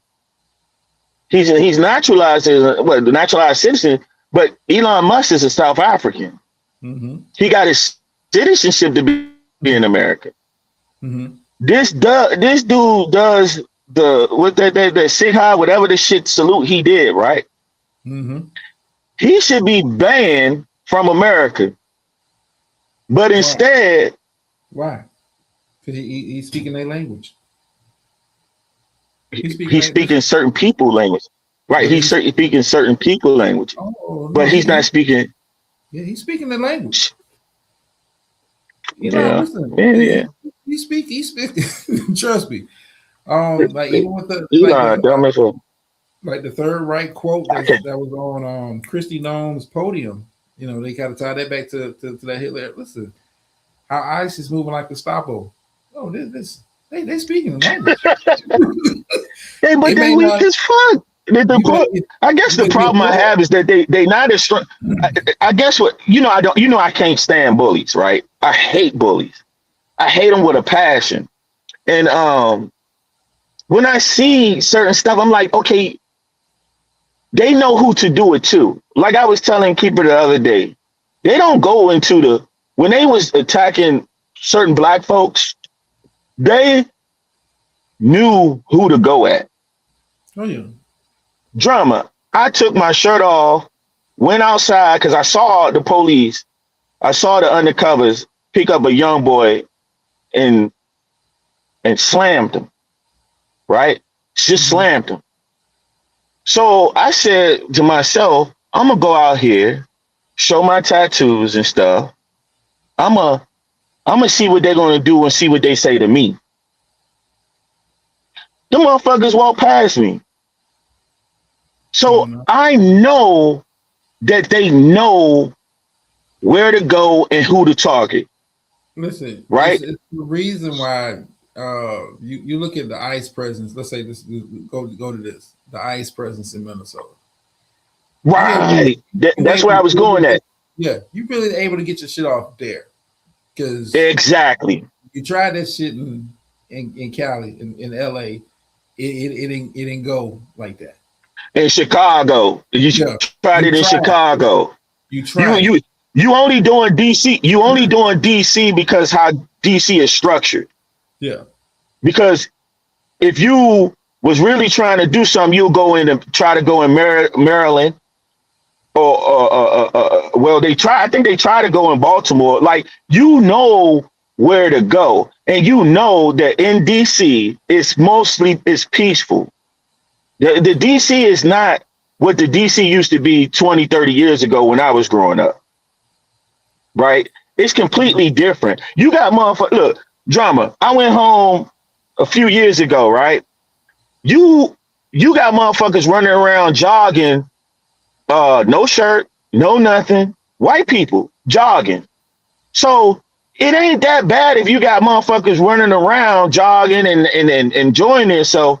Come on. Then you try to claim it is right. But it's part of like you look at the stuff in Minnesota. For them, it serves the image also. You know what I'm saying? Like, do I think Mhm. Minneapolis has let's say Minnesota? You think I don't think Minnesota has to me. I don't think I may be wrong on this, but I don't think Minnesota has a larger um, immigrant population, more larger than Texas. But they not in the third ward. Used to try some dumb shit like this. Like, nah, we gonna take it to where that bully image you talk about. It works. The wolf tickets. Mhm. It works. And It you breaks and you down. notice that's why I say these motherfuckers not stupid. They know what they doing, and you notice the people that he actually brought into DC and probably where he trying to get them. He mostly got people down south that didn't know no better. Yeah. He drum up those that type of that part of the National Guard and stuff like that from the Mm-hmm. south. Oh, yeah. See, that's why I said because really what they want us to do, they want us to fight each other. That's the trick in the trick bag. If we go at each other, you get what I'm saying. They win. Yeah. That's why I don't. That's why for me, the shit with the Black Panther stuff, I thought it was, I don't know. I don't know what they're trying to do, but from my understanding, I'm watching. that I'm watching. yeah, there you go, there you Yeah. go, there you Like go. That's what I'm doing. I'm watching. Yeah, I'm like watching. Yeah, yeah, it's like yeah. organizations like they kind of rear their heads every now and then. So I'm kind of watching. Okay, see what you really really about because it sounds good. because what I'm reading is that some people calling them the tether of the tether Black Panther, but from what I'm reading is that They might be agents. uh, I don't know. Like you just kind of, for me, like you guys kind of came out of nowhere. And a part of me when I see stuff like that, like groups emerge from nowhere. Like, no but let's be Black fair people. though. Let's be fair. Did they really emerge from nowhere, or was they always around, but people just wasn't covering them? I don't even think it's covering them.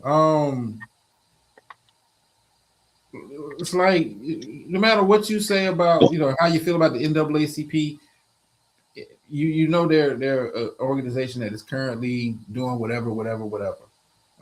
Benjamin, it's like Benjamin Crump. You may not see him all the time, but you know he's out there. Like this Yeah, but again, people didn't really know about him until a major event had happened, and then he actually exploded. So he's been around. I Some mean, people would want to say, "Oh, maybe he's an agent," you know.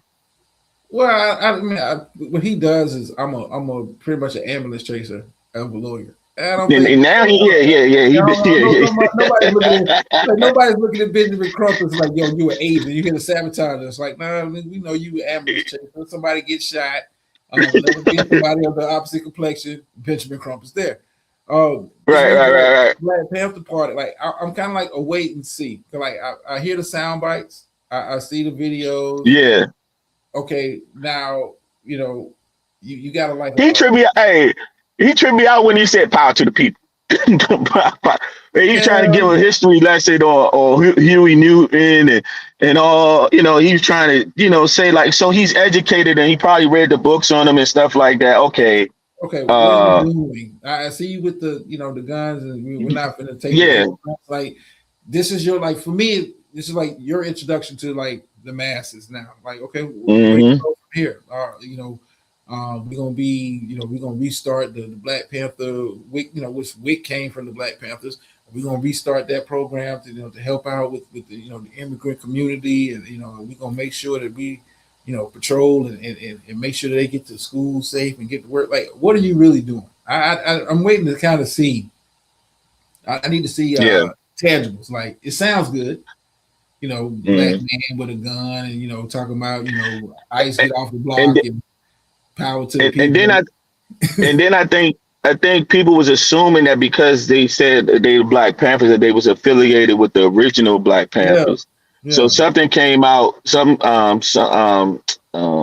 was an article that came out explaining like they're not they're not affiliated with the original Black Panthers. Like, so they might call themselves Black Panthers and they might but they're not affiliated. Research, but most people are not. Yeah. You say Black Panthers, they kind of tying the name to the original organization. But that takes, like I said, for me, wait and see. When we do a little more research, we look into who you guys really are. Not to say I don't like what you're saying, but But you know what? I feel like this. Are you really willing to die for your shit? And see that. Okay. Stop listening to some of this music because it didn't come off genuine and like you really willing to die for your shit. You know what I mean? So if I'm gonna be around someone, like I can't be around one that's gonna talk. You gotta walk the walk. You gotta be willing to die. You know what I'm saying? And I just feel like a lot of people ain't willing to die. They'll talk a good game because I thought when he said he'll put a hole in the ice know better not to come at him, right? I thought that was like, you sure you really need to die for it? Because from where I'm from, from where I'm from, we don't talk, we don't say they better not. No, we more so under the impression like, no, you come in my face and you see what you get. Like it ain't no talking. Yeah. He talking about. I thought when I heard it, I was like, dude, I was like, man, he fucked me up with that one. Like that really took really like I said, man, yeah, I was like, dude, we don't. Yeah, you not. Somebody's been watching. Yeah. I was like, he said he gonna put a hole in him the size of a what you call. I'm like, and then he's talking about the aggression, like. It sounds good. But like I said, it sounds good. Now, what are you actually doing? Like, They just don't. I'm waiting for that part. I mean, he then when he said he feed hundreds of people, if not 1,000 in the community, he do this. I'm like, yeah, all that's good talk, right? But again, where I'm from, we just never broadcast that stuff. People found out, you know what I'm saying, and they put it in the paper because they found out about it. Mm-hmm. But to talk about what we did is something that we don't do. Even, for example, when I became a 30-second Scottish Rite Mason, right? Uh-huh. When we would go out into the communities, hold on for a second. Hold on for a second. Yeah, get sidetracked. Keeper, I'll wring the hell out of a chicken's neck. I've done it before. Okay, go ahead. So we never, like, I never broadcast what we did, right? If you wanted to know about masonry, right? If you had got I would give you a broad description of it because people will always have a negative thing to say about it. In any organization, you got people that come and join it for the wrong reasons, right? Mm-hmm. So I would never be like, oh, we do this, we do that, we do this. I would be more so, look, I'm gonna invite you to an event that we hosting or we doing like a sickle cell, like a sick we do stuff to raise money for sickle cell research and stuff like that. So I would just say, hey, look, I'm gonna invite you to this thing we're gonna have next Saturday. But I wouldn't be like, oh no, yeah, we do this, we do that, because I thought that boasting was just a negative trait. You know, like I didn't think boasting was a positive thing. I thought it was negative, you know, because it just, so when I see these people, and then maybe we just old school and maybe this just new school that grew up with tablets and shit, maybe they just see it differently, you know? So I can't really knock them, but I just thought it was cheesy. Yeah. I thought it was cheesy when he said, hey, I put a hole in him in the side. No. Just like, okay, I'll give you another example. People thought that, what that dude named Anton got the best of Corey Holcomb, right? Yeah. But where I'm from, when a motherfucker sit in your face and say that again, that tells me everything I need to know. Because if Anton was really about it, he would have said it again, and I guarantee you, Corey Holcomb would have knocked his fucking head off. Well, you know what? When he told that motherfucker, hold on. I gotta pause you there. I gotta pause you there. Let me have a little something here. Keeper, you got to come through tomorrow show because I'm gonna kind of break it down. I disagree with you. Which one? The Corey Holcomb, Anton Daniels thing. Keep a hook on with the spot for tomorrow because I'm gonna do a deep dive. I disagree with you. I ain't gonna give it away, but I disagree with you. I'll explain why for tomorrow's show. So keep it. Make sure he get hooked up to my other trap spot. Okay, but on my premise though, right? Yeah, the reason why, because see, I think a lot of people don't realize. So, like, I know Corey Holcomb is a shit talker, right? Mm-hmm. But I also know that he had got a lot of lawsuits put up against him, right? So, like far as he been in the court and stuff like that, he's been getting sued and stuff like that. A lot of people don't know that Anton is a scammer, right? So, a lot of people don't know that he even got his money. He inherited his money through a trust fund that I think when his dad died went to him. But he told everybody like he was on the grind and he got this and he got that and he got this. Even when you look him up, everything is fishy. Because I was trying to figure out, okay, what's your net worth? Because he's saying, for example, he make $5 to $7 million, right? Hold on. I'm about to cut him off. Save for tomorrow. Oh, you want me to pop up tomorrow? Yeah. I try. All right. So it's around the same bat time. So yeah. Okay. Keeper get you hooked up. Yeah, save for the bar because I got, Yeah. I got some different views from you, and it ain't gonna get heated. But I'm like, man, I saw shit a completely different way. But I got the clip. Yeah. Yeah, we gotta keep but some of but this but clip. but yeah, but right, but okay, so I guess what I was to bring it back, what I was getting at was like, even like, I remember the dude told my brother, he said something slick out his mouth. Now my brother was arguing with his woman, and the dude interjected, right? And my brother took the bottle, and like I said, where we from, Chicago not too far from us, New Jersey, you know, when you're looking at Baltimore and stuff like that, we always had a different way of handling things. Mm-hmm. So when the dude now my brother called his girl, they arguing, and he like, oh bitch, F you, this and that. So the dude said something slick out of the mouth and called her out of her name. My brother took the bottle. I remember those grape bottles, the old school grape joints, the glass bottle grape sodas. Yeah. I know you know. So Yeah. he took that bottle and he smashed that. He hit the dude with the bottle to where as though the bottle broke and cut his hand. You know what I'm saying? So he had to go to the emergency room. That was some thick ass So my bottle, point, man. exactly. But my point to telling the story is, back then it was acknowledged, like you stand on it. So if but and going back to the Black Panther thing, him saying what he said, he didn't have to say, because it made it look like cheesy and made it look to me like he was actually weak. Well, it was Because you talking about, performance. ISIS know not to come. A perform. There you go. That's what it won't look perform like he was performing, and I'm like, That's this generation, though, man. It's a whole lot of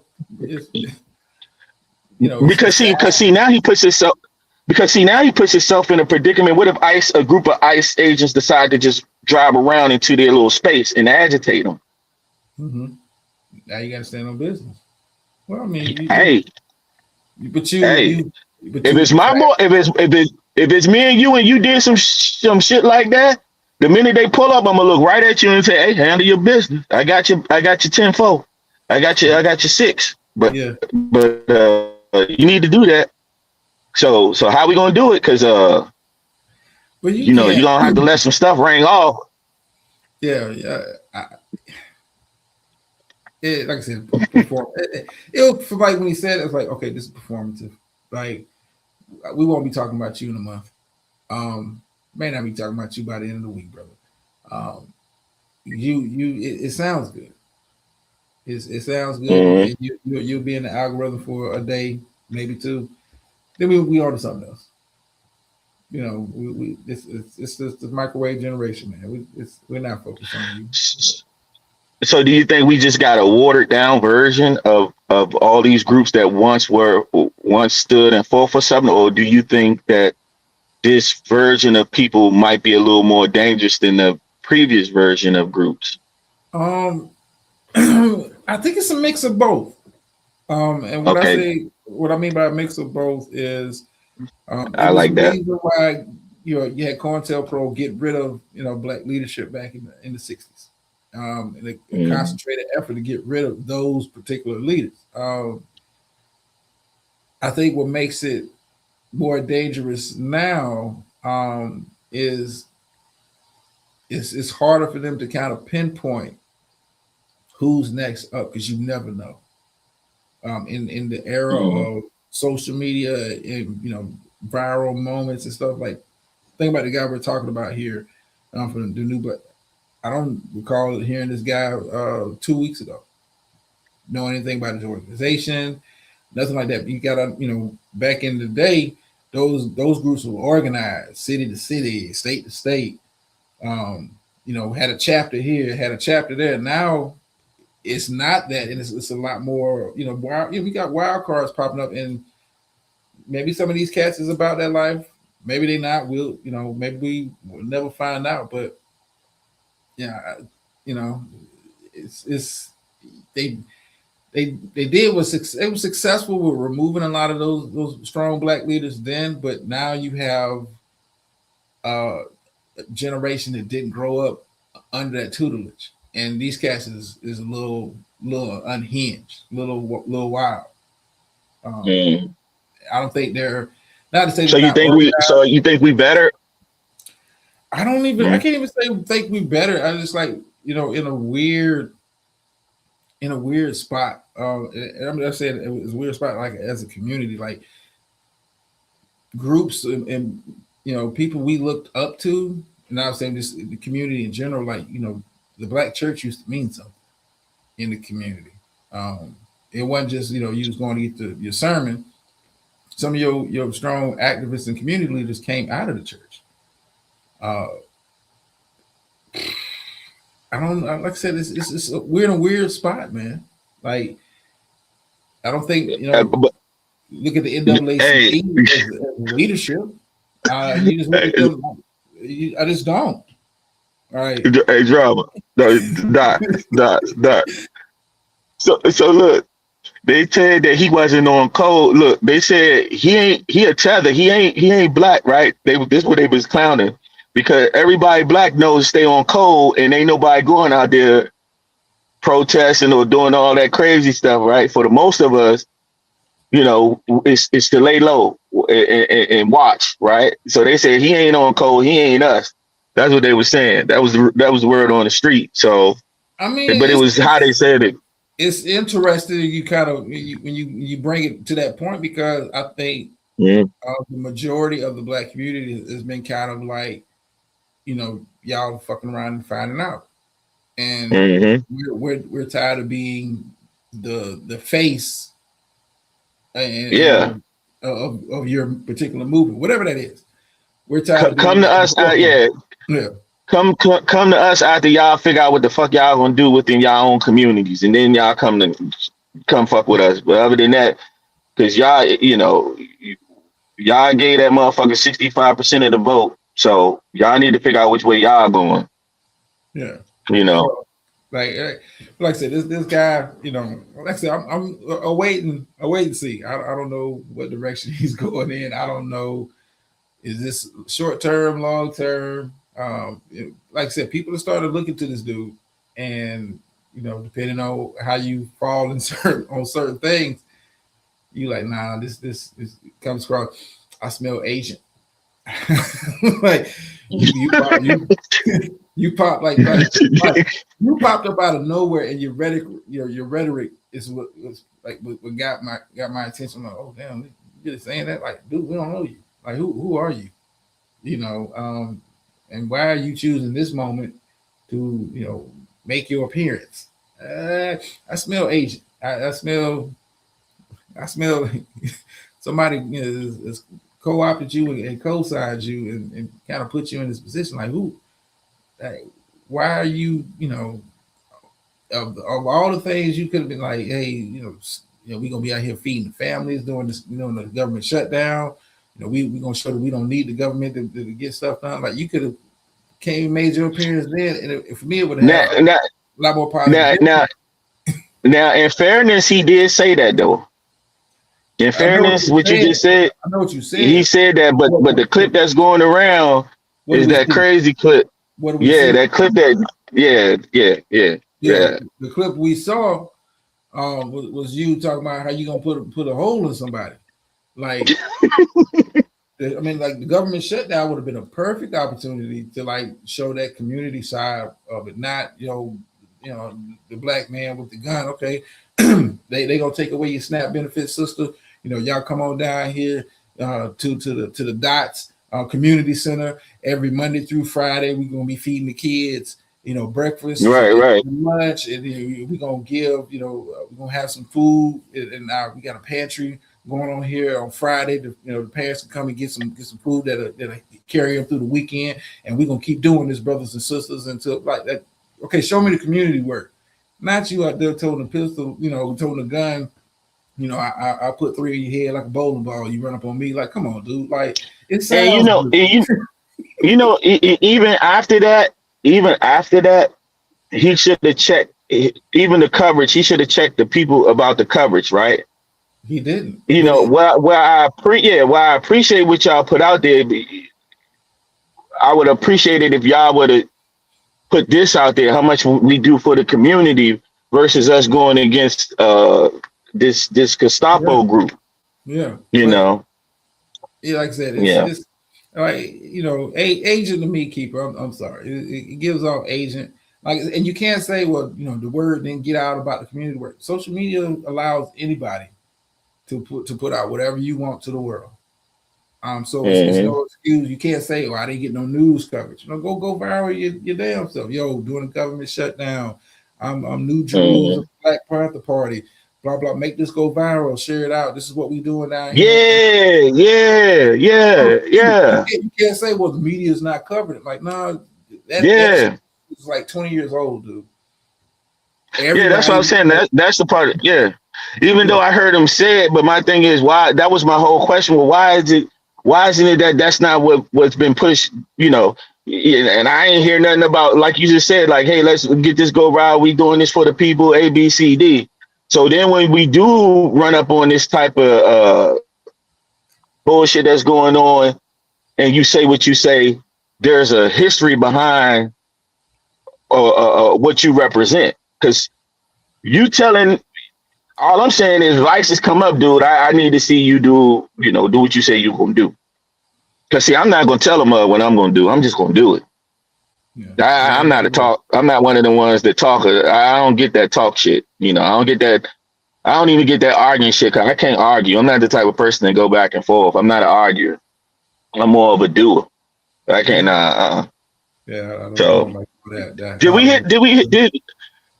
Did we hit all your topics? Cause when me and you get on this panel shit, we be on Man, some wild stuff. But look. As soon as you hit the panel, I just like, whatever clips I had, whatever notes I had, throw it out the window. No, look, yeah, I'll pick it up another day, maybe not, whatever. But you know me, man. I'm always enjoy the conversation, man. I think yeah, for sure. I think the audience enjoying. They was talking about damn. They got distracted with the farms and shit. They were talking about chickens in there for a minute, but I had to let them know, like, yeah, I'll ring a chickens that. I've done it. Hey, but John, can you imagine though? There's a generation that don't know nothing about that. Yeah. Like ringing a chicken, they don't know how to go fishing. They don't know none of that stuff. Life skills, Even some man. people, even some, yeah, even some people in our generation too, though, never really had to do stuff like that, or never even thought to do things like that. Like No, if I was to be in a relationship with a woman, I would be like, hey, let's go camping. If she tell me she ain't trying to go camping, I don't even know if I really want to be with a woman that don't want to experience different things, just with the yeah, status quo. you know what? I gotta have a adventurous woman, man. I can't No, do with no. Miss Dodds is adventurous enough. She said she don't like camping. Listen, happy wife, happy life, brother. That's all I'm gonna tell you. Yeah. That's like, listen, camping. I've tried. No. I get if you don't. I get if you don't like really like it, right? But if say like for example, if that's your if you have a woman, right? Sometimes we supposed to do things that we don't like for our loved one, right? It can't be because you got a generation of people that's just like, nah, I ain't doing shit. I ain't doing nothing. And it's like, well, how do we build a relationship? Nope. No, I'm gonna Hmm. tell you something. My woman is not Tomb Raider. She is not out there hunting. Bruh, I don't understand. Bruh, no, no, no, no, Listen, no, hold on. the tent is far. Now, I'm telling you. let me clarify. Let me clarify. You got some people that's willing. I mean, it could be a piece of food that's not willing to try nothing. That Oh they no, want she'll try everything to be camping. that. And Yeah, there you go. I'm right. That's what I'm saying. It's a difference when you just don't like something that you've done or you've tried. That's a big difference. What I'm talking about is some people that I mean, whether it's man or female, right? That they don't want to try. They don't want to try shit. It's just like a no. Like it's no. And they don't even know if they'll like it. Like, for example, sports. There's some people that will not watch a football game, right? Some women, I don't want to watch that. I ain't never watched it. I'm not gonna watch it. That's why you got But 17 brother. but guess what? Some of the most hardcore fans are women that Yeah, have watched the sport, yeah. right? I mean, Who got involved in it. And different story. I'm not Different story. just I'm not just saying. I'm just saying. Yeah, that's what I'm saying. I'm just saying there's a group of like there's people like we got people in the world that don't want to try shit in life and become lost in life. Not you know what I'm saying. And that's why I was saying I couldn't imagine me being with a woman that don't want to do anything in life but to lay down. Yeah. Okay. Well, yeah, I agree with you on that. Yeah, that's no. You get what I'm saying? Lay down and shopping, and that's it. Don't want to try different foods.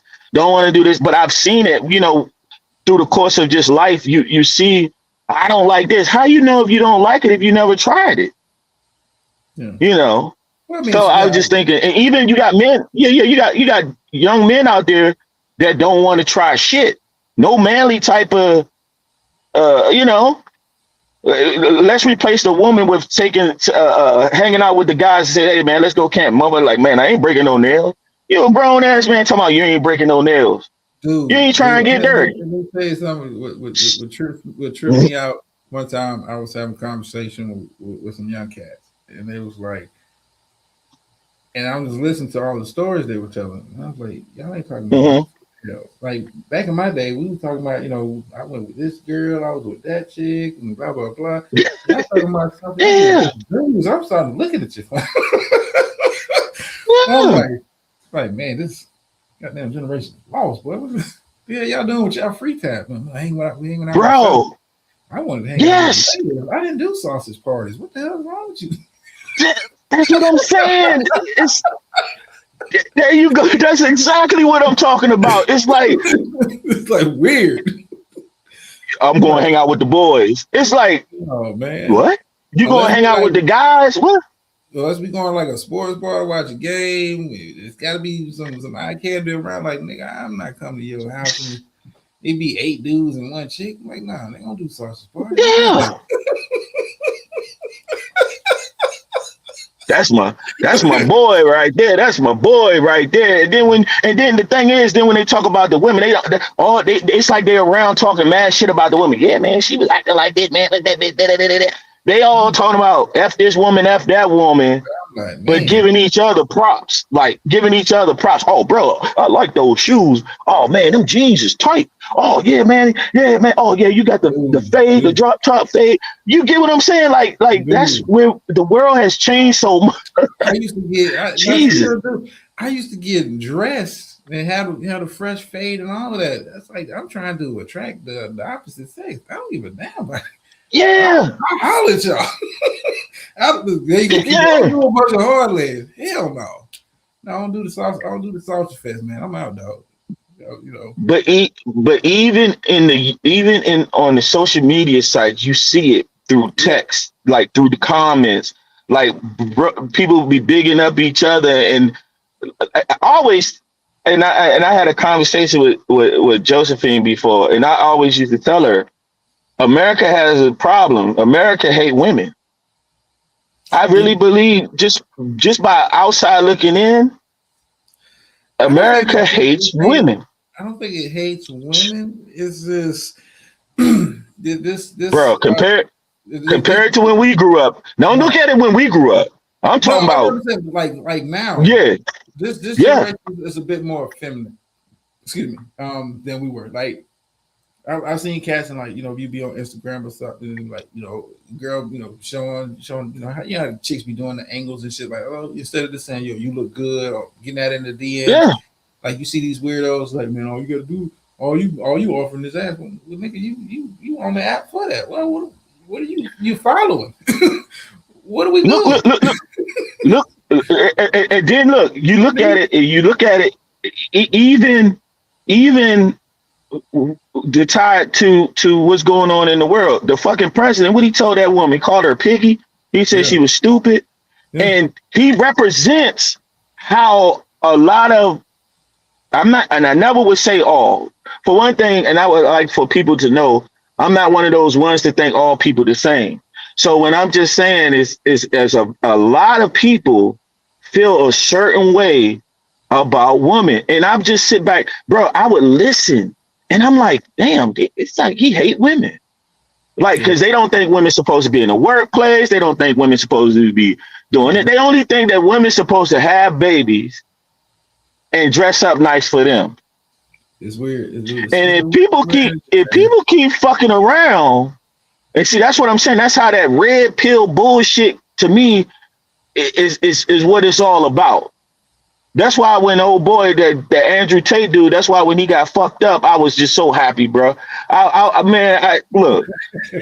wanted to jump on a plane and fly to Dubai and get drunk off that shit, man. Because I was like, the dude couldn't even fight, whooped his ass, but he was the same motherfucker that was talking about, you know, you got to beat on a woman or you got to make, you know, women ain't this and this and that. You're the man. You're the top dog. You're the alpha male. You know, like. Where is all this alpha talk coming from? Alpha males don't have to announce it. You know, you just you don't have to verbalize it. Your presence is enough. That's what they don't get, man. I'm a man. Trust me, dog. You wake up. Man walks into the room. You wake up every day to convince yourself that you a man, a strong man. I'm an alpha. If you got to tell yourself you're an alpha, you ain't one. Motherfuckers be looking in the mirror and shit, tightening up, you know, whatever the fuck they be doing in the mirror. It's just, bro. But so scary makeup, man. I don't get it, though. I don't get it. I don't get all the big up and other men versus a woman. Like you would, like when I go out, the woman, you know. You look beautiful. Look, I like that you got on this, and that. But what I see is dudes doing that to each other. Oh, bro, you got the nice Jordans on, man. How much you pay for? You know, like it's like I don't even know how another man looks at another man, right? Like half the time I couldn't tell you if a mom worked with me. I couldn't tell you what they wearing. I don't be sitting up there looking them up and down and shit. They got the Jordan 6 on or the Jordan 20s on. Like all that shit is foreign territory to me. Now I see a woman, I could tell you, oh man, she had on them motherfucking heels, or she had on this, she had on that. I like the scarf she wore. You know, like I'm looking at the woman up and down. You know, so I could tell you what she got. But men looking up each other up and down, I'm just. It's moist behavior, dog. It's moist. Let's call it what it is. It's very moist. I ain't gonna, you know, I ain't gonna say it's that alphabet, but it's just moist behavior, dog. I don't get it. You know, bro. So just like what they say. Oh, suck about it. Men keep telling each other the stuck on their Peter and shit. It's like, what the like? Where y'all get that from? I know in my hood, if you told a motherfucker that, he would pull that pistol out and put it in your mouth and say it again. You see what I'm saying? Like it used to be a time where mugs would die for telling another man suck his Peter. Remember, this is like that's the complete listen, boy. Let me get my ass up out of here, man. Because it's hold on. As always, it's always a pleasure.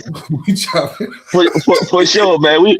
For sure, man. It's life, man. It's life, bro. It's life, man.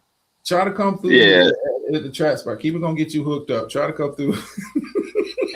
Okay, and also don't forget to check out that podcast I was telling you, so you can get that and see what. Because I'm curious.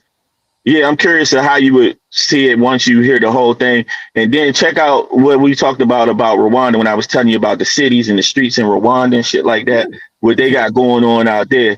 Because I'm actually thinking about. Yeah, I'm thinking about going probably. I was thinking June, but I don't know, man. I don't know. I'm trying to get this Bali thing going, so you know. Yeah. You said it's afternoon time for He's gonna be wide awake. Okay, cool. Yeah. Yeah. Come through tomorrow at the other trap spot, man. I try my best. I try my best to pop out.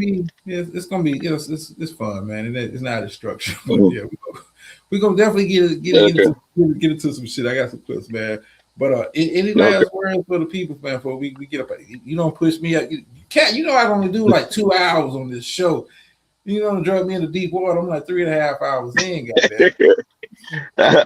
Nah, but all I gotta say to everybody is peace and love, and be safe out there, and see you next time. Yeah, yeah. See you, man. Um, Be uh, easy, man. Be blessed. uh, yeah, same here, bro. Be easy. All right. All right, man. All right, appreciate coming through. Listen, beautiful. I'm not going to leave because I do have a short pool pit I want to get into before we close out, man. But great conversation with the good brother. As always a pleasure to have people up and have guests and all that good stuff. Man, listen, uh, but you know, y'all know, the trap spot. We're gonna have, we're gonna have a nice show tomorrow. I got some material. I swear to God, I'm gonna get to it. But let me go ahead and get into my pool pit. It's gonna be a short one. And then we're gonna close out. Thank y'all for taking the time out, sticking in here, and listening to the little old me and the good brother for coming through. Always a good time. And let me go ahead and get this clip going and pulpit time. Hallelujah.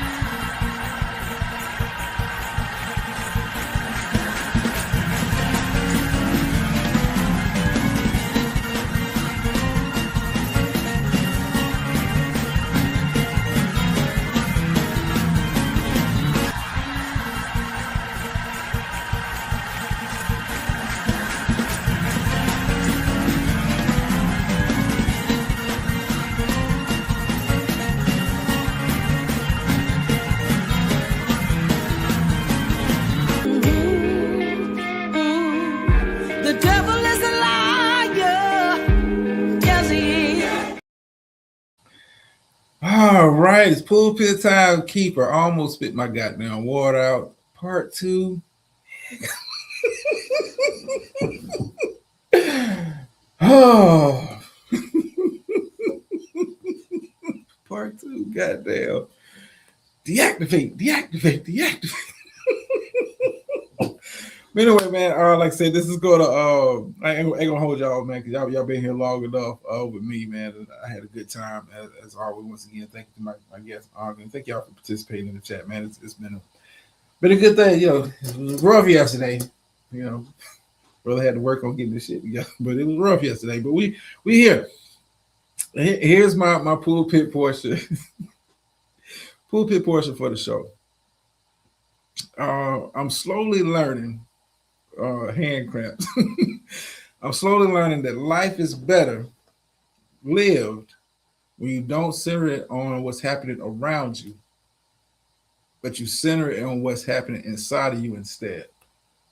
Meaning, um, don't be focused too much on what's going on outside of you, stuff that you maybe can control, maybe you can't control. Um, the people around you, the situations you find yourself in, don't be overly concerned. Not to say that you don't need to be aware of it, but life, when you become so concerned about what people are saying about you, what's going on around you, and you're not really focusing in on your own, your own stuff, and you're working on your own inner peace. Center yourself on what's happening on inside of you instead. Like I start, you guys know how I kind of start my days and stuff like that.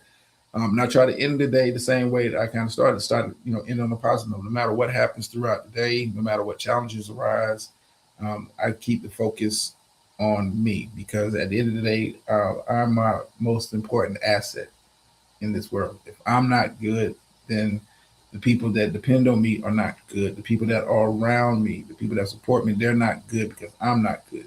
Now it spreads like cancer when you're not working on yourself and you're not finding your own inner peace. And you see the folks out there who have not achieved any kind of level or not even working. Let's say that not even working to achieve any kind of level of inner peace and not really working on themselves. Yeah, it sounds good. Words sound good, but words without action are just words. Continue to work on yourself. Continue to be focused on what's going on with you, making sure that you're the best you that you can be each and every day for those who care about you, those who depend on you, and those who just enjoy your presence and want to be around you. And don't stress out over the stuff you can't control. You know, if you was God, it'd be different. But you're only human. Don't get stressed out. Don't get bogged down. Don't allow others to tie you down. continue to work on yourself, work on your own inner peace. Keep it, goddamn it. Oh, keep her. Twin, you bad. Twin, you bad. In the petty, my petty, see, I'm trying to do a pool pit, but that petty spirit, jeez.